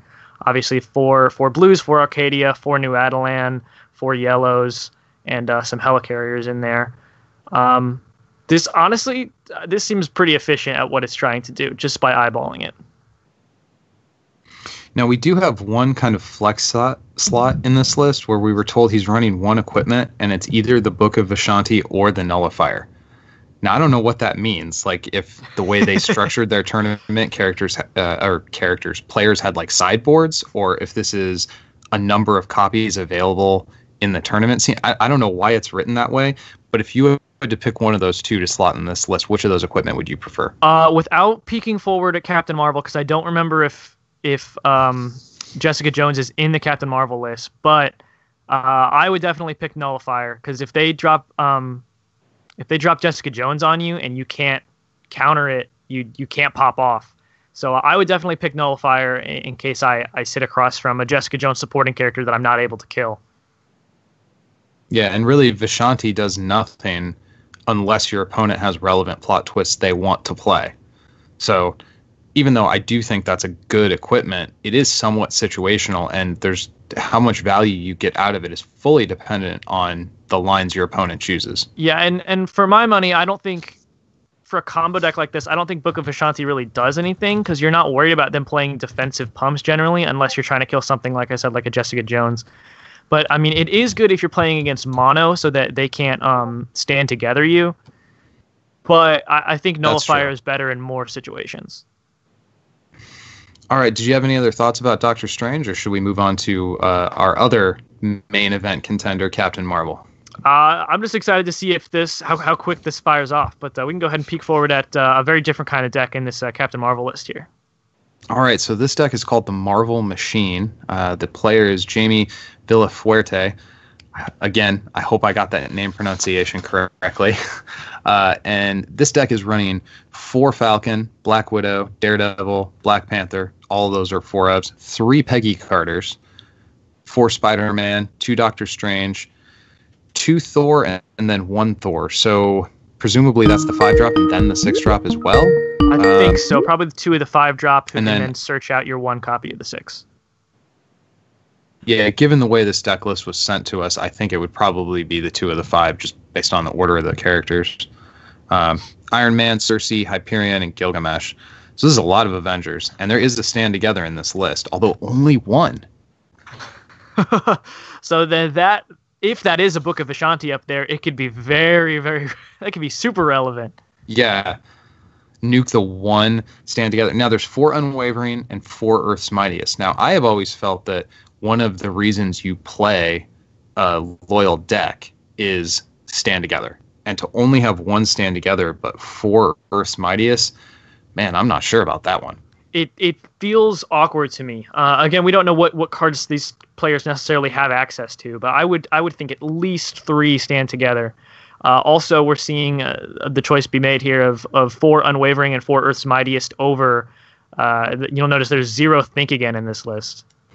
Yeah, and I mean, Think Again is another plot twist. If you're going to play Avengers, you're probably playing it for the Think Agains. So there's some powerful plot twists that aren't here. But then again, given the way their meta breaks down and the way people share the cards between each other, it's almost like, even though this isn't LCG, they kind of have some of the problems of the CCG games, where you've got people who, man, I'd really like to play that rare card, but I haven't been able to buy a pack with it in it. You know what I mean? Also, it may be a specific meta call here where if he knows he's playing against combo decks that aren't going to be attacking him, then in that case, Unwavering and Earth's Mightiest, which can be played aggressively, not just defensively, those cards are actually way better in this Doctor Strange matchup, for example. Think Again doesn't really do anything. They're not really going to be swinging at you as much as other kinds of decks are. So in that case, these plot twists are better. That's a good point. That's valid analysis. It could be, rather than card rarity, it could just be, hey, these are better for the matchups that I'm expecting. Right. I think we're ready to cut to the players for a little pre-match interview here. Do you have any other thoughts about this Captain Marvel deck before we do that? It's obviously a very different kind of deck to the combo Doctor Strange deck. This is more of like kind of a sort of like the standard aggro deck that we've seen in the past. It kind of gives me some Thor vibes, a lot of low-cost dudes, 4 Falcon, 4 Widow, 4 Daredevil, 4 Black Panther. It's much more low to the ground, he goes up to the high-end Avengers curve as well. And yeah, very different kind of deck. And it's mono, so the 1 stand together, if he draws it, could mean breaking that combo. But very different kind of deck. We got a combo deck versus an aggro deck. We'll see how it goes. Yeah, if he throws that stand together down on Maximus, that could be the game easily. Oh, absolutely. All right, we'll try to get this interview with the players streaming here, and then after that, we'll get the game going. Let's do it.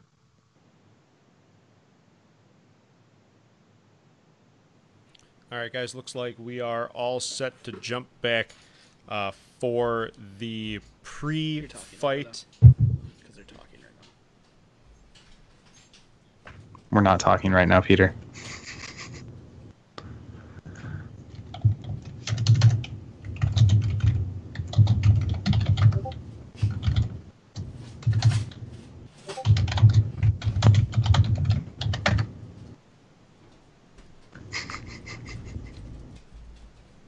All right, so it looks like we're all set to jump back in for the pre-fight. We didn't really want to talk over anybody, so let's jump back over to those guys and get the beginning of the game here. Okay, so we are now here at the main title match for Fight Night 4 Philippines. And together with me are two of the contenders. This is four-time champion Jabo Villafuerte and his Captain Marvel deck. And we also have newcomer in the championship league. That is Mr. Jesse Alincomot, who is now running Doctor Strange. Okay, so before the match, we'd just like to ask now, we'll start with Jabo. So Jabo, why did you choose Captain Marvel of all MC in particular to build your deck around? I have the main deck of the Avengers. Okay. So I just chose Captain Marvel because of the striking ability Okay. and controlling the opponents. Wow. Okay, so let's go to your opponent, Jess. So Jess, why Doctor Strange of all MC? It's a very surprising move, no? Doctor Strange more on particular in defense. Okay. That's why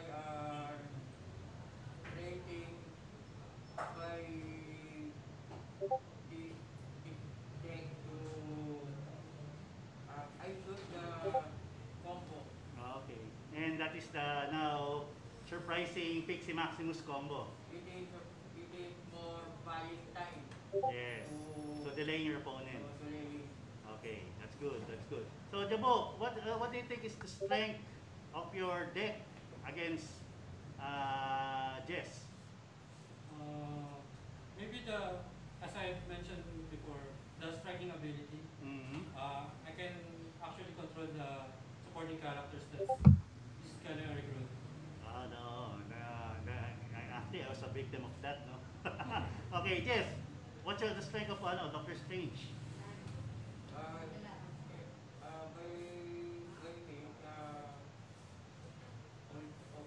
almost no engine Okay. and any formula to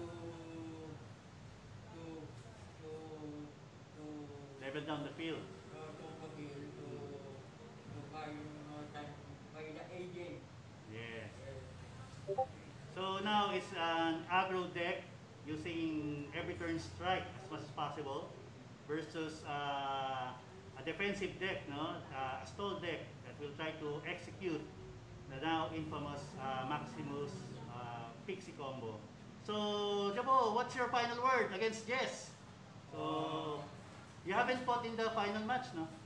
No, in the semi-final match, yes. Even in the Swiss. Even in the Swiss round. Yeah, once. Only once. Okay. So what's your final word to Jess? Good luck. Good. Good luck. Okay, so I asked so many questions, then you only answered one word. What about you, Jess, no? It's my honor and to reach the level to face the match Mm-hmm. more multiple time champion. Yes, okay. And good luck. Okay. And one final word, no? What can you say, or what can you tell our brothers or guys back at the US, at the BS2PC Collective, most especially the build phase through Mr. Benjamin Brosin and Mr. Joe Vitelli? First of all, I would like to thank you guys for inviting us for this fight night. Yes, we highly I hope appreciate. this is not the first and last. Okay, and you, Jess? More and more expansion to come. More. Yes, okay. And I think the last live viewing was 5 times, no more than Fight Night 2. So hopefully this will grow exponentially once they see that the Philippines has already entered the major league, EBS 2 PCG. Okay, so thank you guys and good luck. And okay, we'll see now the fight. All right, guys, that was it. Ready to ready to to fight. So we're gonna let them once again set up for Fight Night 4 for the main title of Captain Marvel versus Doctor Strange. And we're going to throw it back over to Stax and Mr. Ben. So they're going to be your bench for the main title match. And Peter and I will probably just step out and we're going to go do that break. Watch from behind. Yeah, we'll take a little break. Ben and Stax, take it away. All right, man. The stage is set. We've gone over the deck lists here. You got any predictions for who you think is going to take home the victory tonight? Honestly, I'm feeling this Maximus deck. Unless the Captain Marvel player sees his one stand together, I think Maximus is going to run away with it. Like there's just some inevitability there, kind of? Yeah, I think the deck seems really consistent with all the agents and all the drawing, and with that, only the one copy of Stand Together and very little way to interact with that combination of cards. He's really going to want that one copy of Stand Together, and if the luck is on the side of the Doctor Strange player, I think he's going to take it. Well, and if he's got that Book of Vishanti, then the one copy of Stand Together isn't going to be enough. So that would be so clutch. That would be amazing. Oh, I just got a note that we've got a power cycle coming through the board, so there may be the audio might break up for a second on the stream, but we're going to be right back. I guess let's just keep kind of plunging through this while we handle that technical issue. So I guess I want to take a second to specifically say thanks to Mark Eam and the Card Hobbyist crew, the Deck Forge guys over there in the Philippines, for taking the time to set all this up, to run multiple events, to have people, fight for their ability to appear on this fight night. It's very cool. Thus far, the fight nights have been generally a great success, and to see that it's kind of taken off and we are now officially an international project, it's been very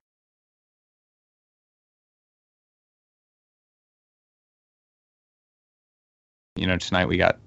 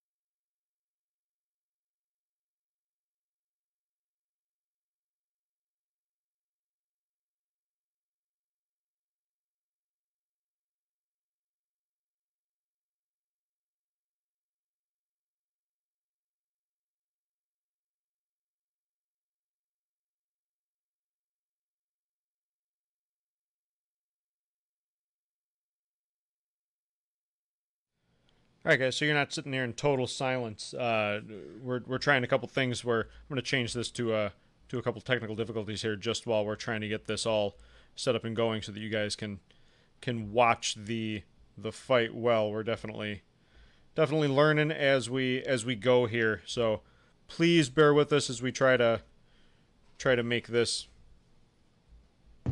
a decent experience. All right, can you hear us this time, Carlos? I can. You are here. Excellent. All right, and it looks like you're coming through. So how long were Stacks and I doing an analysis to a call that wasn't being streamed? I don't know. I'm not actually sure, but at least we have it fixed now that we're all sort of in this together, right? Great. That's all coming through stream. I think all together, this whole international experiment, while it certainly has not gone flawlessly, I think it's gone pretty smooth considering how ambitious we sort of realized we were after we decided to do it. Yeah, this was. I definitely did not expect it to be this intensive. I spent probably 90 minutes trying to set up stuff on my end before starting this, and it was considerably more difficult than I expected it was going to be. Everything you guys are talking about are coming through on stream. I know. We're live. Okay, I'm just making sure. Yeah. Not bad. I didn't know if you wanted that or not. I'm not going to sit here in silence. Okay. So I hear Peter wants me to be more professional and not acknowledge the mistakes we've had today. I hear you, man. I'll polish it up. Yeah. Is Stacks with us here as well? I'm here. I'm ready. Beautiful. All right. Let me jump in, and then we'll get right over to the actual match. So I'm gonna leave it to you guys for the most part. Peter and I are gonna buck out while the match is going on, so you can kind of dictate and talk about it as you will, and you don't have to worry about us really. Sounds great, man. All right, in just a second, guys, we'll have the match all started for you.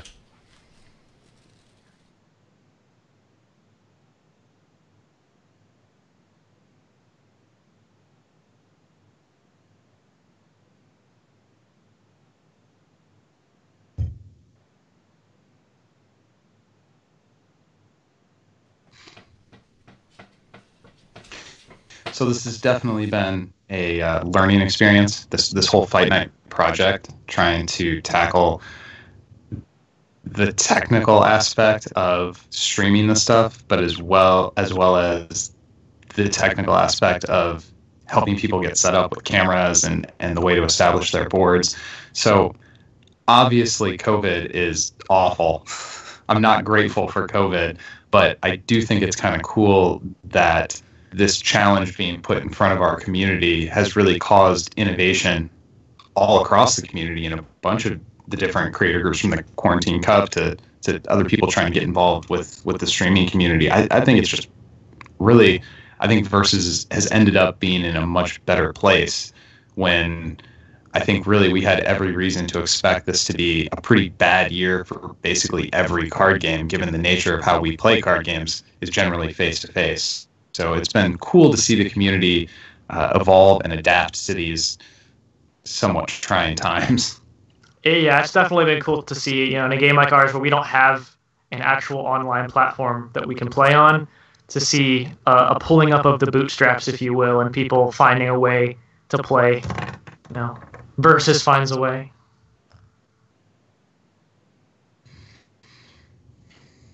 All right, looks like we're going now.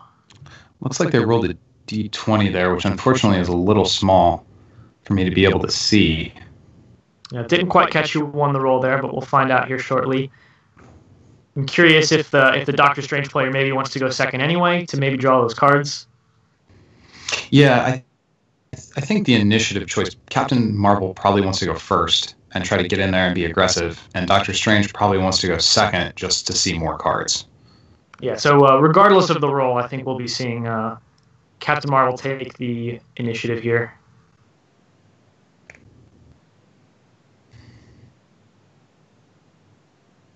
Doctor Strange starting off with an Arcadia. See a shield agent. Yep, that's right. There we go. Shield agent. Scrying for 1.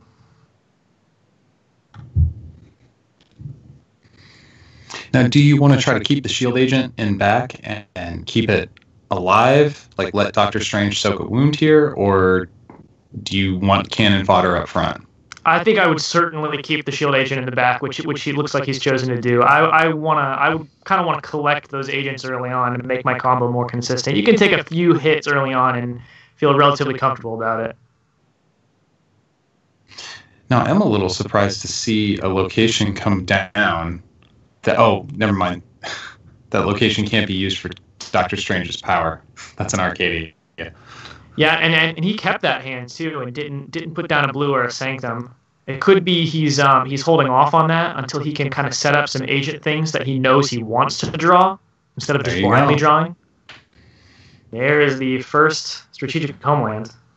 I mean, if that is a big part of his overall plan, is just stay alive, seeing an activator and a strategic homeland on turn 1, hey, that's a turn he doesn't have to take a wound.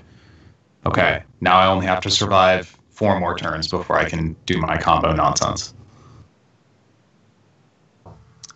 So it looks like that's going to be, I believe, 2 experience for Captain Marvel. She's looking for a character on your side to strike on your turn.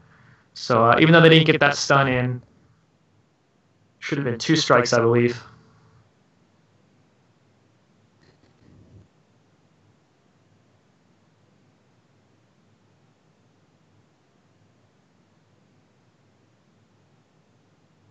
Yep, and then a third one when Captain Marvel used her power there. Okay, yeah, so we saw the green come down to strike a character. Captain Marvel strikes an enemy supporting character, so it took out that shield agent there. Slingshot's going to scry for 1, though.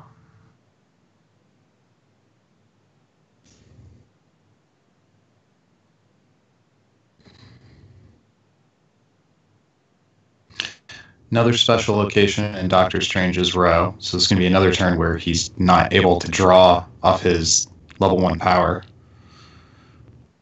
Yeah, showing an A-Force wild location and an Inhumans wild location. That's for the Maximus. But a fair amount of agents. So Slingshot's going to go back to the hand for another activation later on. Doctor Strange looks like he's sitting there with a minus counter. Yeah, courtesy of that Black Widow on turn 1, I believe. Oh, so Falcon, I still have, I wake up in cold sweats thinking about Falcon team attacking with Thor on turn 1.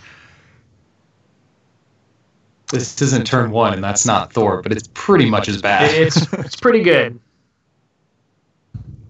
And Super Senses, though, is going to come down, try to dodge the wound. Could see something like an Earth's Mightiest Heroes or an Unwavering Loyalty to stick that wound on. Or no, just going to let it pass.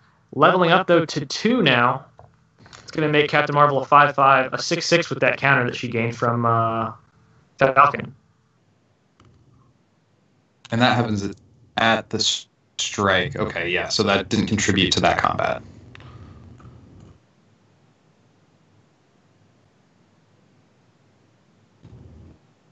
Two XP there on Doctor Strange. He's going to need, I believe, 5. I suppose we should note Falcon has the mobile ability, and that is often forgotten. So when a player remembers to hide Falcon in the back row, that is technically what you want to be doing. Yeah, especially in a case like this where you have a main character with flight, right, who is going to be well adept at protecting it. Mm-hmm. Rowing a card here, so still no blue. That's ugly. Play a slingshot. A Fitzsimmons here would be very good. I mean, any 2-drop. Oh.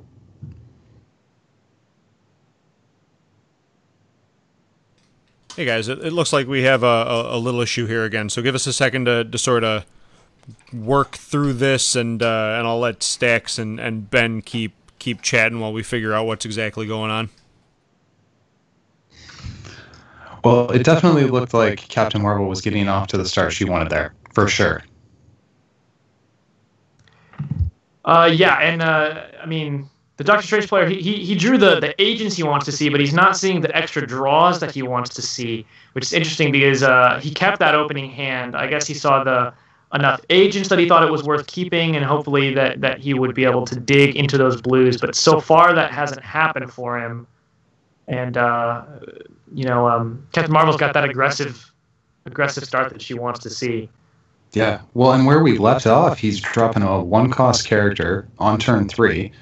That's not going to help fight for board, and really agenting just the one time it's insufficient at this point. He has more managed going to on. Dodge 2 wounds, I believe, right? He's only taken 1. He's managed to dodge twice, so it's not too bad if he can keep the agents rolling. I mean, you only need to pull your combo off once to win, right? So if he can keep the slingshot is guaranteed to be able to scry 1 every turn if he's not reckless with it. So yeah, it's just I mean, if you think about the super senses, it's almost like a card that says heal 1 wound. And the strategic homeland came down with essentially the same text. I mean, those 2 cards have thus far, Doctor Strange would be almost dead if he hadn't had those 2 cards at the moment they had him, which is definitely relevant. Yeah, there's been a lot of conversation in our game about how 5 wound main characters is kind of a death sentence in a lot of ways in a lot of matchups. So you definitely want to see those defensive pumps early, and he's playing the full suite for super senses and 4 of the strategic homeland. So if he can keep seeing those and keep the wounds off enough to just get to that combo.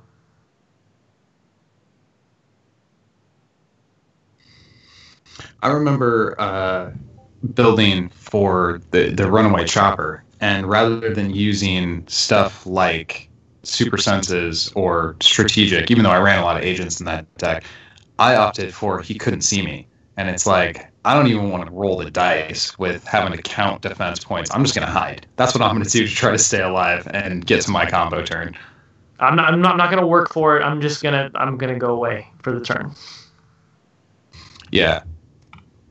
Although the actual combo in that deck required my main character to be face up, so there's a little bit of non-bow happening in the he couldn't see me. There was a long time where I actually didn't realize that card granted stealth as well as invisibility. Just, to give you guys a heads up, it looks like we've missed a couple turns here, so you're gonna have to catch up to the board state, which I apologize for, but we'll get back into the actual game.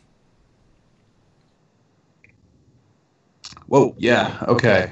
Oh, sizable jump. Okay, so let's see where we're standing here.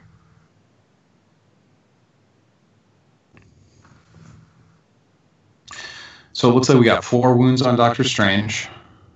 Okay, so Doctor Strange is on death's door. He's showing all the yellows he needs and the blues. He just needs to get the character side of his combo to fire off. Well, look at this. So he's only got 1 face-down resource. That one we saw him place face-down on turn 3. Every other resource is face-up in his row. Which indicates that he's not been able to draw very many cards. I see 1 blue location off there to the side that he must have pitched from hand to draw. But other than that, Doctor Strange hasn't really been doing his thing. Now, if we look at his KO pile, I can see 1 more blue card that we didn't see played, and a handful of characters, although the only one I can make out is Maria Hill. Yeah, and if he really is on 4 wounds, it's going to be tough to... yeah, it looks like he's scooping it up. Gilgamesh comes down, a full board from Captain Marvel there.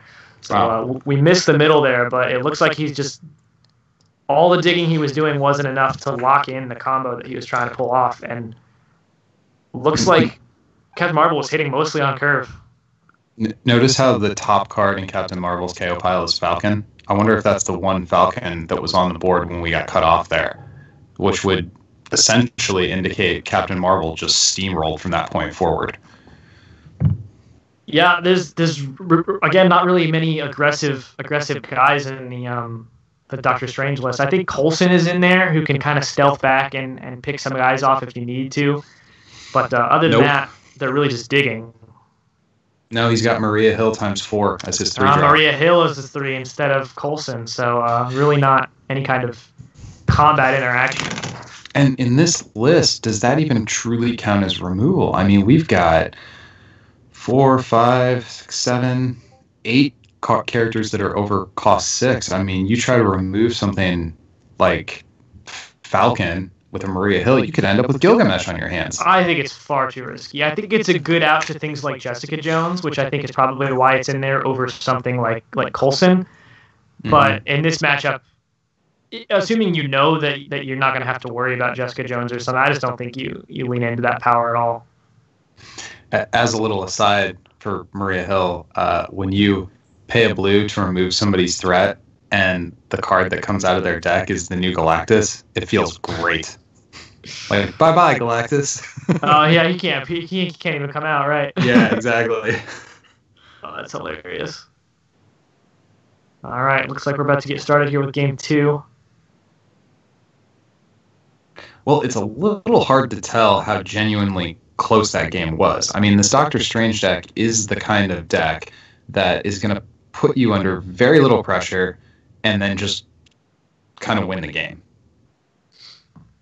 I mean, he had almost everything he needed, other than the Maximus or a way to get to the Maximus to win the game.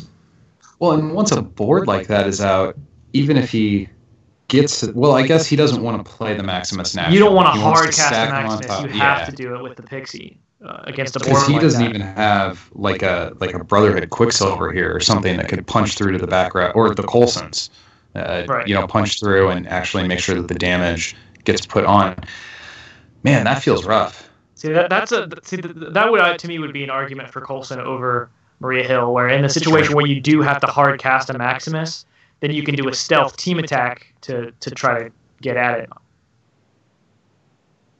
And unfortunately, you have to do it twice. I mean, really, given the combat chops of this deck, I think it's Pixie Max or lose.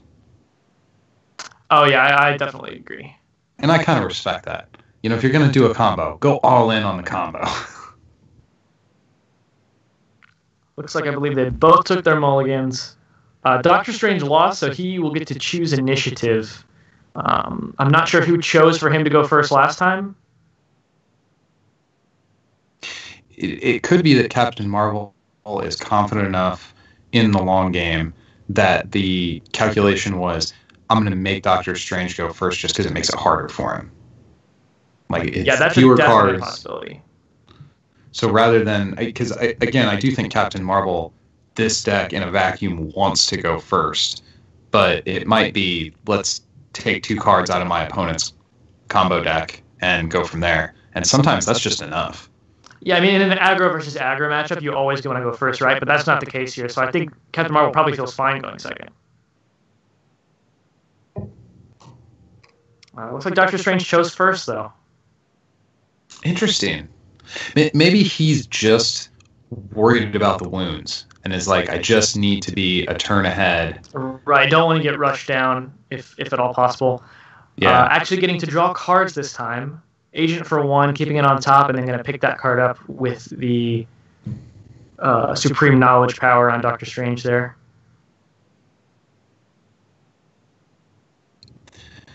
What is the 6 dice that's on Captain Marvel here?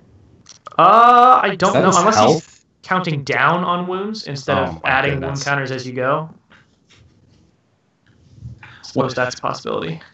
For a good long time, one of the guys in my play group would just use whatever random color means wounds or this color means that. It was just random grab bag of dice.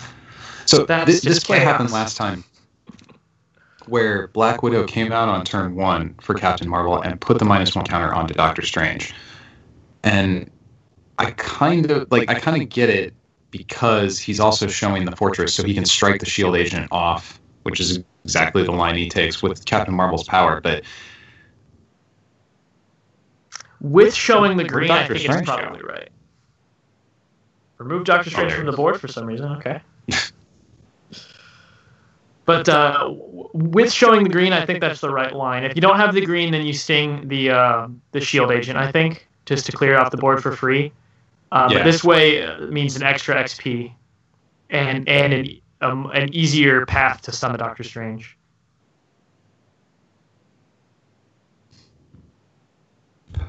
Okay, another blue. This is the kind of opening that I think Doctor Strange wants to see, as long as he can recruit it. Oh my goodness. Okay, here we go. Drawing cards now. Still in the build phase, so he has a chance to draw into some characters that he could play potentially. Well, and I think we can get the read off his hand that he doesn't have a relevant 2-drop to play. Because if you've got an agent trigger, you use it before you activate your card draw. Yeah. Yeah, wow. So there's the third extra draw this turn. I guess we should say for any players who don't also play Magic the Gathering, the term scry is a Magic term that means look at cards on the top of your deck and either put them on the top or bottom. So it's called Agent and Versus, but it's the same thing. Right. I don't even play Magic. I'm just a poser. Yeah. Well, and how many people say mill and they don't even know what a millstone is, you know? Yeah, they've never even heard of millstone in their life, yeah. It's just everybody knows it now. So I'm a little surprised to see the agent come down after multiple draw activations off Doctor Strange. I guess what we should infer there is that he drew that off the second draw activation. Right, we have to assume that maybe that was the last one he picked up, yeah. Yeah. I think we're sitting at probably, 4 XP? 3 XP? Something like that for Doctor Strange there? I think he drew 3 on that turn because he flipped a blue from the row, right? And then the Sanctum and a Lab from hand in his KO pile. I see 2 XP counters there, so that's either 2 or 4. But I think it should be 3 if I'm counting. Oh, correctly. Doesn't his natural draw trigger XP too? I believe he took a stun, so he shouldn't have gotten XP for that draw. So Black Panther is not an Avenger. You see that often. A lot of these Marvel Battles characters are pretty super senses again are pretty bland. It's like they have decent stats, a decent cost, and then like one unique keyword slapped on them. It was sort of like the design space that was available in that Marvel Battles. So I don't think Black Panther's a bad card. I think he's just kind of outclassed at the drop by, power creep that's happened over the past half a decade or whatever. Yeah, absolutely. I'd like to see a new, super off topic to the gameplay, but I'd like to see a new Black Panther sporting character because he's a good enough card, but it is very bland. The design in set 1 was much more simple. All right, so they managed to force through that wound. Senses. Yeah. He had to commit an Earth's Mightiest Heroes there, but I think you still feel good about that. Right, I think you have to. There's no point in saving it because you don't need it defensively like we talked about. And I think you have to just try to rush the wounds on there so that, the longer it goes, the likelihood of pulling off that combo increases dramatically every turn. So I think you just have to rush the wounds on. Man, another thing I just thought about, Maria Hill also takes blues. And in this deck, Doctor Strange is so thirsty for blues. That being your removal option, that doesn't feel super great. Especially where, Doctor Strange, which is a unique character in that he can use his superpower multiple times per turn, you're probably going to burn the blue every time you see it, so you're probably not even going to have them left over.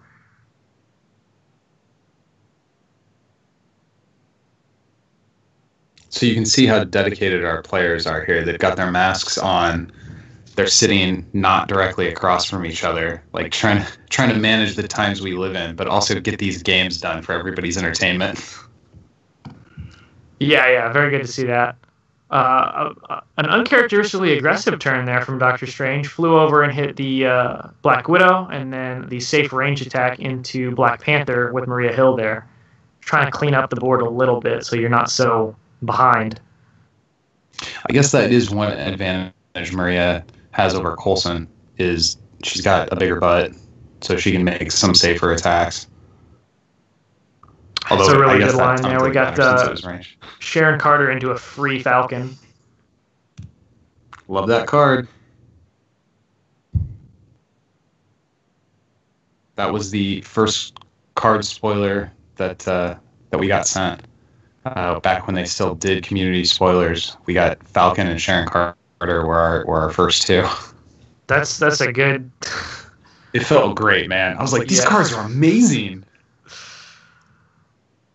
And that moment where you realize it doesn't say to a minimum of 1. Which, it's a little surprising to me that they've allowed that to creep in. All right, we got a team attack here. Black Panther and Falcon. That seems pretty safe. It's a good team attack, putting a +1 counter on your ferocious character there. Also puts him just out of reach of the Maria Hill striking back against him. And Falcon's a 4 on the defense if memory serves, so I think they're both safe from Maria Hill, aren't they? They are indeed. Looks like it didn't stick, though, so 3-4-5 to Maria Hill's 6 defense, but managed to put the counter on there anyway. Leaving Falcon up front is an interesting call. I think that's classified as a misplay. I wonder if it's a misplay or if it's deliberate to kind of leave a flyer up front if he thinks Sharon Carter is more important at this point. That might be me being a little too giving them the benefit of the doubt. More than likely, it's probably just a mistake. I mean, I don't think he's in the position where he's trying to like bait an attack that he can pump. Like, it would take a ton of pump to make Falcon clip somebody back. But actually, isn't Maria Hill's attack a 3? So Falcon might be out of range. I think she's at both 2-6. Okay, well, either way, he's out of range of both Doctor Strange, Maria Hill, and the new recruit we saw come down this turn. So maybe he doesn't care. This is pretty big. Fitzsimmons coming down, and Agent for 3 2 times.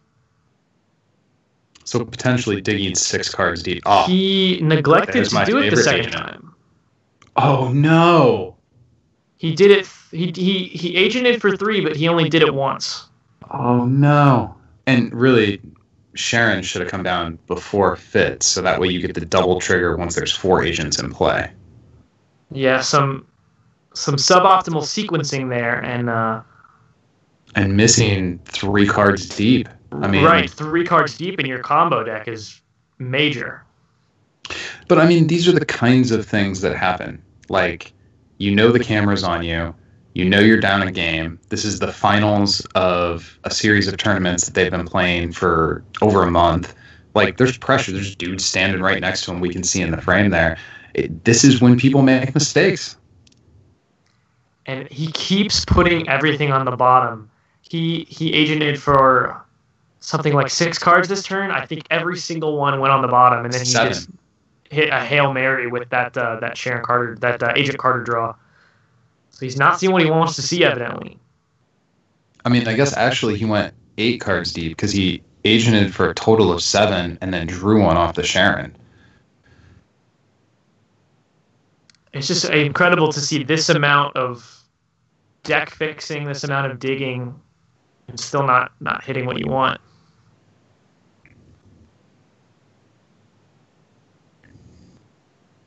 He's kind of resorted to trying to fight fair. Which is not where you want to be with this deck. He's doing an all right job at it, though. He took out Falcon, and he took out, that was the second wound on Black Panther. But as the game goes on, if we're going to keep trying to fight fair, his deck's not built for it. So he's got 2 more, Doctor Strange has 2 more wounds to give. I count, does that make 5 cards in hand? Maybe 6?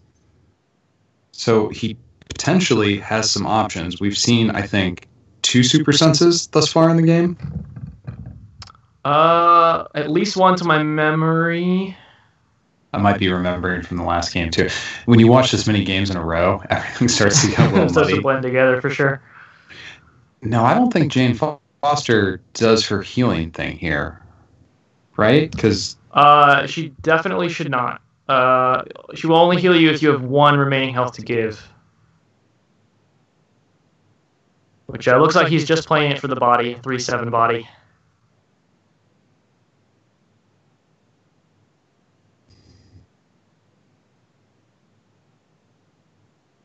Looks like range attacking for 8. Safe range attack onto Doctor Strange there. Strategic Homeland is going to take him up to a 9. oh no, but he's exhausted, so Yeah, not getting that extra that boost. sucks.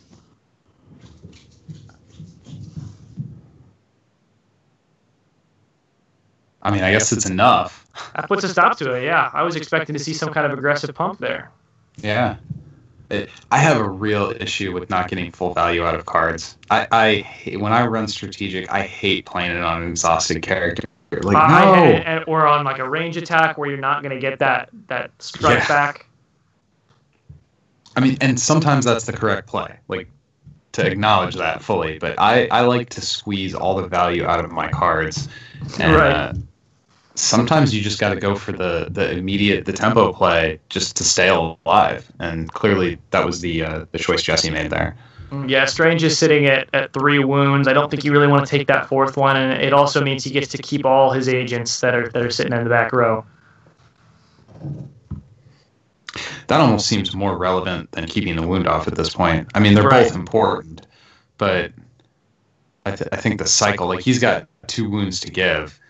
I think Captain Marvel needs to be real concerned about those agents, but you got to deal with Doctor Strange to get to him. And I don't think Thor is going to get it done. Not the best way you want to do that. Unfortunately, he doesn't have another agent, it seems like, so he's playing another Maria Hill. So we'll get to agent for 2-4, looks like. Yeah. Let's see where they go. I'm interested to see now.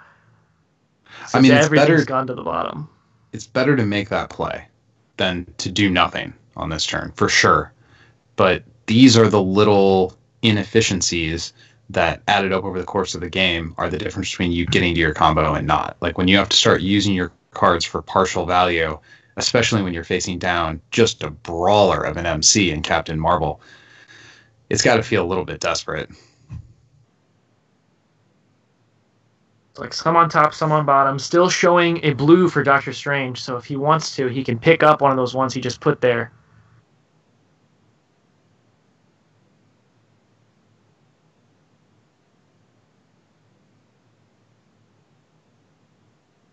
So what is this, turn 5? I think he's on 5. I think that's 2 face-down resources. I can't really tell. Yeah, I would have thought we were... Well, yeah, there's a Jane Foster out, so it's got to be... Well, hold on, wait. Didn't Doctor Strange go first? Yeah, so that Jane Foster costs 4 because of the Sharon Carter. Agent Carter, sure. Yeah, so picks up a card from the top of the deck with Doctor Strange, and it's Slingshot. That is a beautiful agent trigger. I worry, though, that maybe he was hesitant there with the draw, because maybe that was his only blue, and now he's going to have to hunt for a Pixie activation. Mm-hmm. He didn't play that blue right away. So many things have to come together. You know, he's got to get Maximus within the top X number of cards of his deck. He's got to get Pixie onto the field. And he's got to be able to activate her at the time when he has made sure Maximus is on top, which you don't have to agent and put Maximus right on top. You can put him, 3 cards deep, so he's on top next turn after your draws. Or, I mean, there are those kind of big brain ways to get there, but that's a lot to keep in your head while this super-powered chick is bashing you in the face. Right, turn while after also turn. fending off this onslaught. That's right. It's just asking a lot from the player on Doctor Strange here.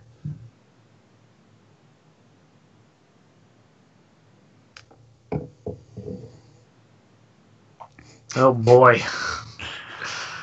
2 Thors and a Falcon. Holy cow. Paying 5 to bring out your 6-cost Thor and a Falcon for free. Now, if memory serves, this 6-cost Thor has the same power as the main character Thor, right? You pay a blue and put 3 -1 counters on somebody. Yes, correct. He has the same lightning strike. It was pulled directly from the supporting character onto the main character.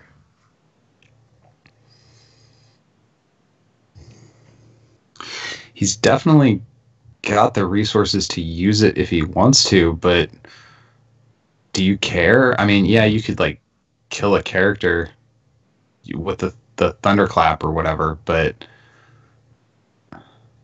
big team attack here. I don't think there's any way you wiggle out of that. He could get full value out of a strategic homeland here, but I don't think you fight your way out of it. Striking back on the Falcon. And now he's on death's door again. Yeah, so he's got a lightning strike he could do to stun something, and he could strike. It looks like he's showing a red. Looks like level 2 Captain Marvel only strikes a supporting character when it appears, so never mind. Can't do that. Can lightning strike, though.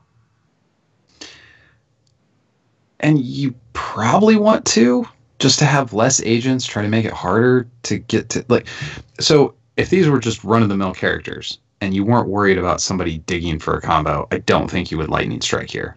Like, these guys can sit there, I'll clean them up next turn, no big deal, I'm in control of the board. But given the general makeup of how this matchup is going to play out, if Jaime, is not aggressively trying to remove those agents, that just makes it that much easier for Jesse to try to find the cards he needs. Right, because like, so if you choose not to lightning strike here, right, and then you get comboed on the next turn, you have to ask yourself, was that one card deeper that I let him dig the one card he needed to kill me? So I think you have to just put as much pressure on the agents as you can. There's probably also some consideration on wiping. I can never remember which power is which on Fitz, but the one that lets you recruit characters for cheaper, wiping that off to try to prevent, some kind of agent into Maximus on the same turn kind of thing. I think definitely the right play to get that power off the Fitzsimmons there. I assume that's the one he called. You rarely ever call the equipment one.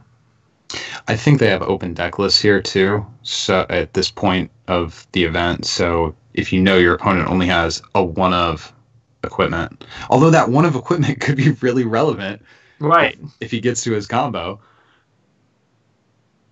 having to double up on agents here again, playing one he's already got. It is the one that draws cards though, so. Yeah, she's my favorite out of all the agents. All right, so we're digging for 3, drawing 1. Is this the turn that it finally fires off? We've dug so deep by this point. I suppose this is another place where you could point out technically correct play. I think you should always agent first, then draw your card with Sharon Carter's smart, never the reverse. Absolutely, right. I'm not sure what order the powers are listed on the card, but some people think you do it in the order it's listed on the card, but in reality, you get to choose the order. Yeah, they trigger simultaneously, and you are the player whose turn it is, so you get to choose the order. And I believe Smart is listed second. Yep, so there you go. Although now that I say that, I feel like the internet's going to tell me, you don't know the cards, I imagine Agent would always be listed first.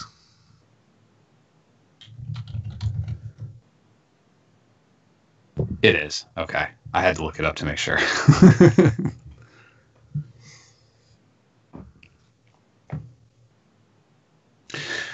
So I suspect this game looks pretty similar over the mid game here to the chunk of game 1 that we kind of lost to the internet goblins there. A lot of good board control, kind of beating up Doctor Strange is what Captain Marvel, is trying to do here, and Doctor Strange is just digging, trying to hold off wounds. It's incredible that he can dig. I think I already said this, that he can dig this much and still not have hit it yet. Yeah, like, isn't he going to start hitting cards he put on the bottom at some point? I should have been keeping track of how many cards he's bottomed. But all those cards go on the bottom. 20 or something at this point. He just put 4 more on the bottom. Wow. Drawing a card, which, assuming I saw that last agent trigger right, it's just a blind draw. Yep. Because he put them all on the bottom. So, and in a sense there, let's keep in mind, it's the 4 agent triggers, plus the smart draw, plus another. So he actually went 6 cards deep into his deck. Now, I think if he got the combo, he's got to be thinking about, how do I survive until my next turn to have enough recruit points to play it? I wonder what piece he's missing, because, I mean, the easy part is 1 pixie and 1 blue. It's 4 yellows, I think, that are what you really need. So he's only used 3 recruit points this turn, right? The Sharon Carter and the slingshot? Right. So he does have enough left over for the pixie. Is it... Oh, what happened there? What's happening here? I saw a pixie, and then it disappeared. It looked like he put that pixie into his KO pile. That I'm confused by that. I'm curious what happened there. What possible effect could have caused that? I see nothing that would cause him to have to either discard or mill or anything.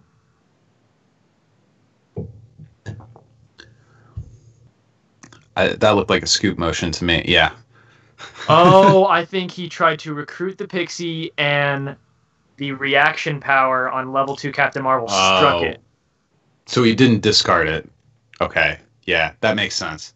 I hadn't even thought about that. That's an you have to combo off then while she's at level 1. Oh, are they scooping? Are they not going to play game 3? Swift 2-0 there. That level 2 Captain Marvel ability, which I hadn't even thought about yet. Hard counter to Pixie hitting the board. You pretty much, if Marvel levels and shows a red, your combo is pretty much dead in the water. Yeah. Gosh, what a perfect counter. The only thing you can do is be on 4 or more recruit points and have 2 Pixie. You gotta have 2 Pixie. I mean, clearly this deck excels at giving you card selection, but that might be asking too much even for this deck. It turns your already expensive combo. It's a 6-card combo, right? You need Pixie, blue, 4 yellows. It turns your 6-card combo into a 7-card combo. Yeah. And it really is even more than that, because not only do you have to have those cards, you also have to have the agents enough to guarantee that you're going to hit the Maximus. You got to make sure Maximus is your top card. Yeah. And that you don't just draw all of them. Man. All right, so... This is a complicated Doctor Strange deck, man. Yeah, and now I know to be on the lookout for that level 2 reaction power. Boy. So this idea of going 3 games as opposed to just best of 3 was something that Adam and I kind of on the spur of the moment in Fight Night 1 were like, hey, let's just play another game, like, and see what happens here. Oh, look at all those promos. So it has played out that all of our fight nights, well, I guess except for the one you participated in, have been sweeps, haven't they? I think you're the only one that's had. Yeah, that's right. We had to go into a game 3 to decide a winner. That's right. But so I suppose here now in game 3, it's the difference between.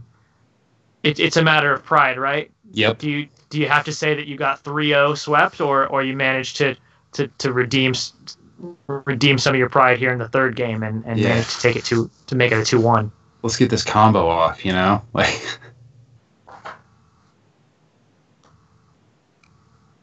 I guess while they're setting up, we should mention that there's some other events on the horizon. There has been a hilarious amount of trash talk in the collective over the last week or so. I think I've been called an ant, a peasant, something else. I don't know.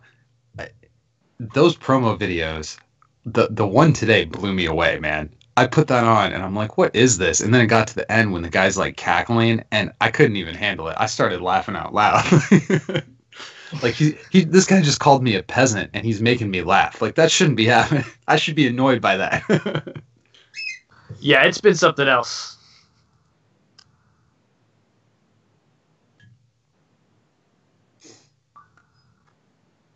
So if we want to announce, I don't have all the details knocked out yet because I'm a bad content creator, but hopefully we'll be seeing that particular matchup, Mr. Ben versus Ralph, on a stream next Saturday.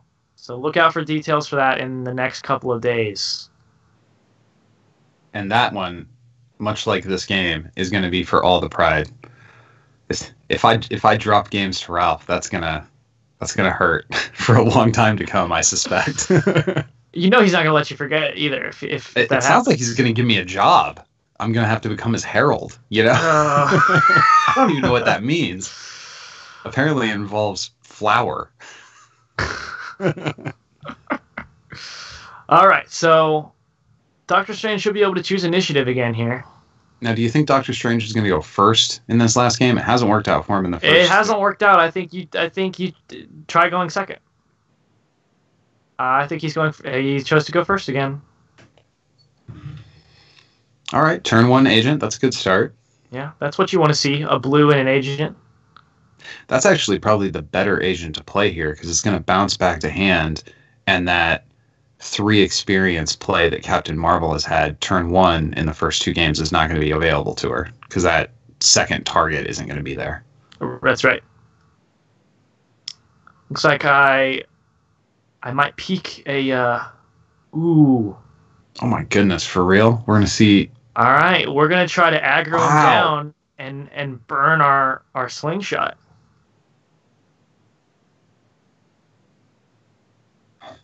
I think we're seeing a significant change in plan here from Doctor Strange. If my combo's not going to stick, I'll try to fight you at the aggro game. Oh, well, Falcon has something to say about that.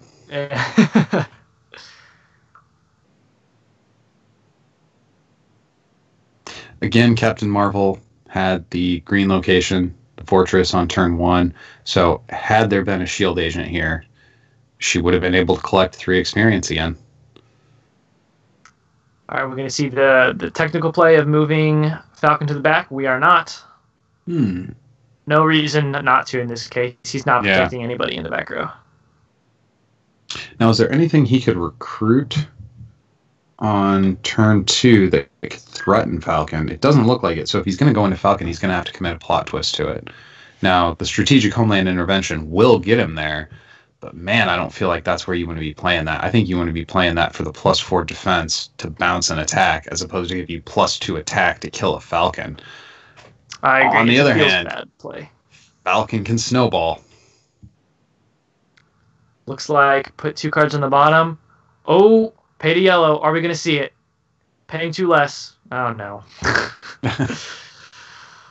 All right, so we do get to agent for 3 here and draw a card. Oh, I failed to notice. Did he double agent for Fitzsimmons that time? I only saw 1. Oh, man. Yes, we need to let these guys know that not only do those 2 agents on there mean you get to look at 2 cards, but it also means it's going to trigger twice. Yeah. Well, unlike previous fight nights, we don't have immediate access to the players to offer, flags on the play or helpful tips as the game progresses. But that is very similar to a competitive environment. People making mistakes is absolutely part of playing card games. Right, and even if the Captain Marvel player does know how Fitzsimmons works, if you're playing in the finals an event, if it were me, I'd probably keep my mouth shut. Yeah, I might remind him the first time. Right. And then not after that. But assuming agent is optional, which I believe it is, then I think you just maybe let it go. Man, I think that Black Panther is poised to do some work this game again. Agent reads is mandatory. It says look at. It doesn't say you may look at. But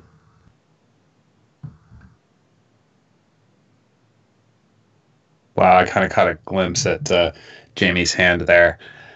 This is going to be some rough sledding for Doctor Strange. I saw the high part of the curve in there. Yeah.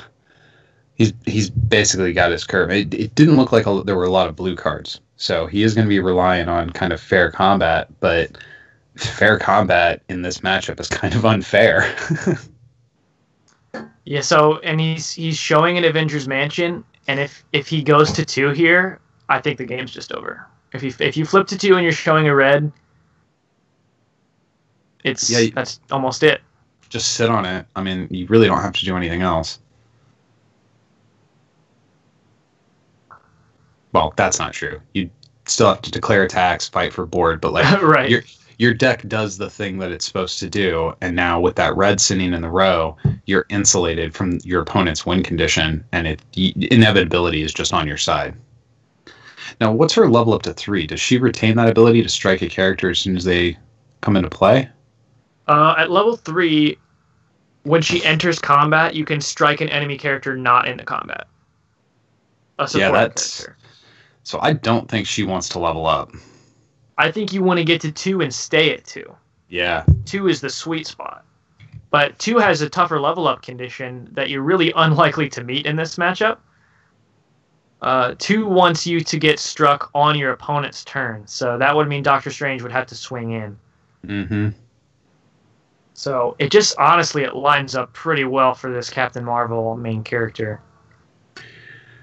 I mean, I guess the play could be Suicide Guys 6 times. I think that's why we saw him attacking a little more than I would have expected last game, was him maybe trying to accelerate him past 2 into 3. Yeah. To push her out of that range to where he can actually play his combo. Right. Alright, so flips to 2 and showing a red. Your 6-card combo, like we said, is now a 7-card combo. You need 2 pixies to stick.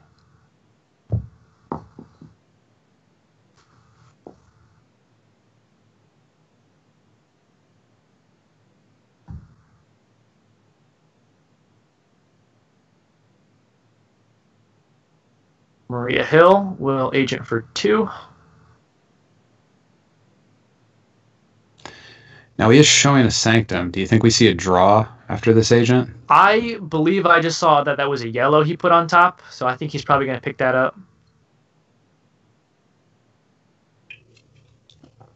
Well, and I think if you're Doctor Strange, you want to get to level 2 fairly quickly just for the extra stats. Still level 1 Doctor Strange, you're right.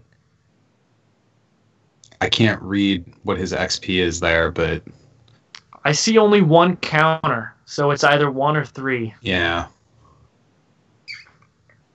And he needs 5. So, yeah, I kind of surprised he didn't draw there.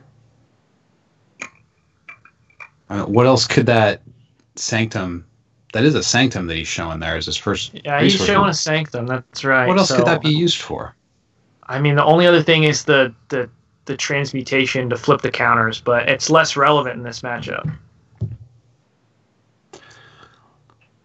I suppose if Falcon starts to snowball, the transmutation can really punish that, but how many times does Falcon have to attack with somebody who's not getting stunned for the transmutation to really hurt? I just think it's so much more valuable as a blue. Yeah, I'm inclined to agree with you. So Fitz going to take their second wound. So with this board wipe here, it seems pretty unlikely Doctor Strange is going to be able to pull this combo off.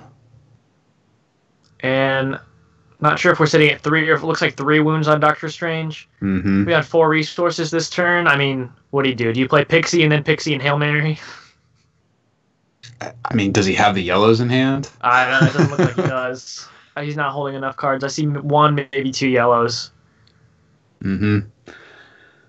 All right, keeps that agent card on top and is going to pick it right up with Doctor Strange.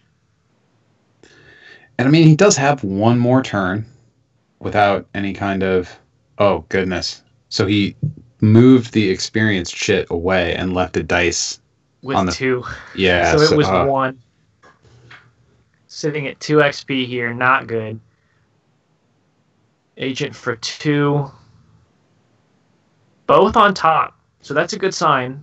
That bodes well. I think he's going to get board wiped here again, though.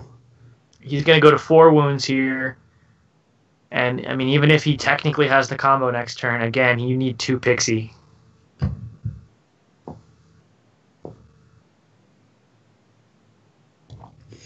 Yeah, just glancing over the list again here, there's nothing in this Doctor Strange list that could let him flip that red face down in the row. And actually, I think there's 2 reds in the row now, so... Oh, Nullifier steals it. Yeah, we're done here. So I assume we're calling either whatever Pixie's power is or the Usurp the Throne. Usurp, yeah. Probably Usurp, just because you have another answer for Pixie already. So this gives you double basically immunity. you close the door on both sides of the combo. Right, and we talked about how hard casting a Maximus isn't very good, but it is an option. And if you call Usurp, then it's Doctor Strange. He can't do anything. Yeah, I think we're done here. Well, let's see what cards are on top. Trying to think of outs to this nullifier. I think they're going to scoop. I can't imagine they play this out much longer. Yep, no, there it goes. Scoops it up. Wow. A pretty one-sided 3-0 for Captain Marvel. Yeah. There were parts in that game, too, where it really felt like he was getting close. Just mathematically, he cycled through so many cards. It felt like he had to be close. And he did attempt to go off, but with Captain Marvel striking that pixie off the board, which is not a line I saw coming at all. Like, Captain Marvel's not an MC I've played, not even a single game, so I don't know her super well. But, just imagine the feeling like, okay, I'm going to do my combo, and you killed my character as soon as it came into play. Yeah, That's it's tough. not a move I was expecting because I'm not very familiar with the character. I mean, I read it, but I didn't even think about that. And then once I saw that, it just turned the whole matchup on its head in my mind. Like, oh, this seems almost unwinnable now for Doctor Strange. Yeah. Yeah, that... well, I mean, that's the way that the games go sometimes. You have those matchups, you get all the way to the final table, you've got a deck you feel good about, and you just get lined up against somebody who puts you in a position where the things that your deck does well, they can answer so cleanly and so easily that you just... It's really frustrating, honestly, to be in those kinds of situations where, oh man, I'm here, I really want to, and you can't. It just solidifies for me too as well that I really hope that the one equipment that he was playing was Nullifier and not the other one, because you need either you're gonna need either 2 Pixie or Pixie and a Nullifier to fire off. Well, and then he probably would have had the stand together. Given how good Jamie's draws were. Yeah, given how games. well it lined up for him pretty much every other time. Yeah, we could have seen the one stand together. Guys, those were some great games there. So what'd you think of that one, Carlos?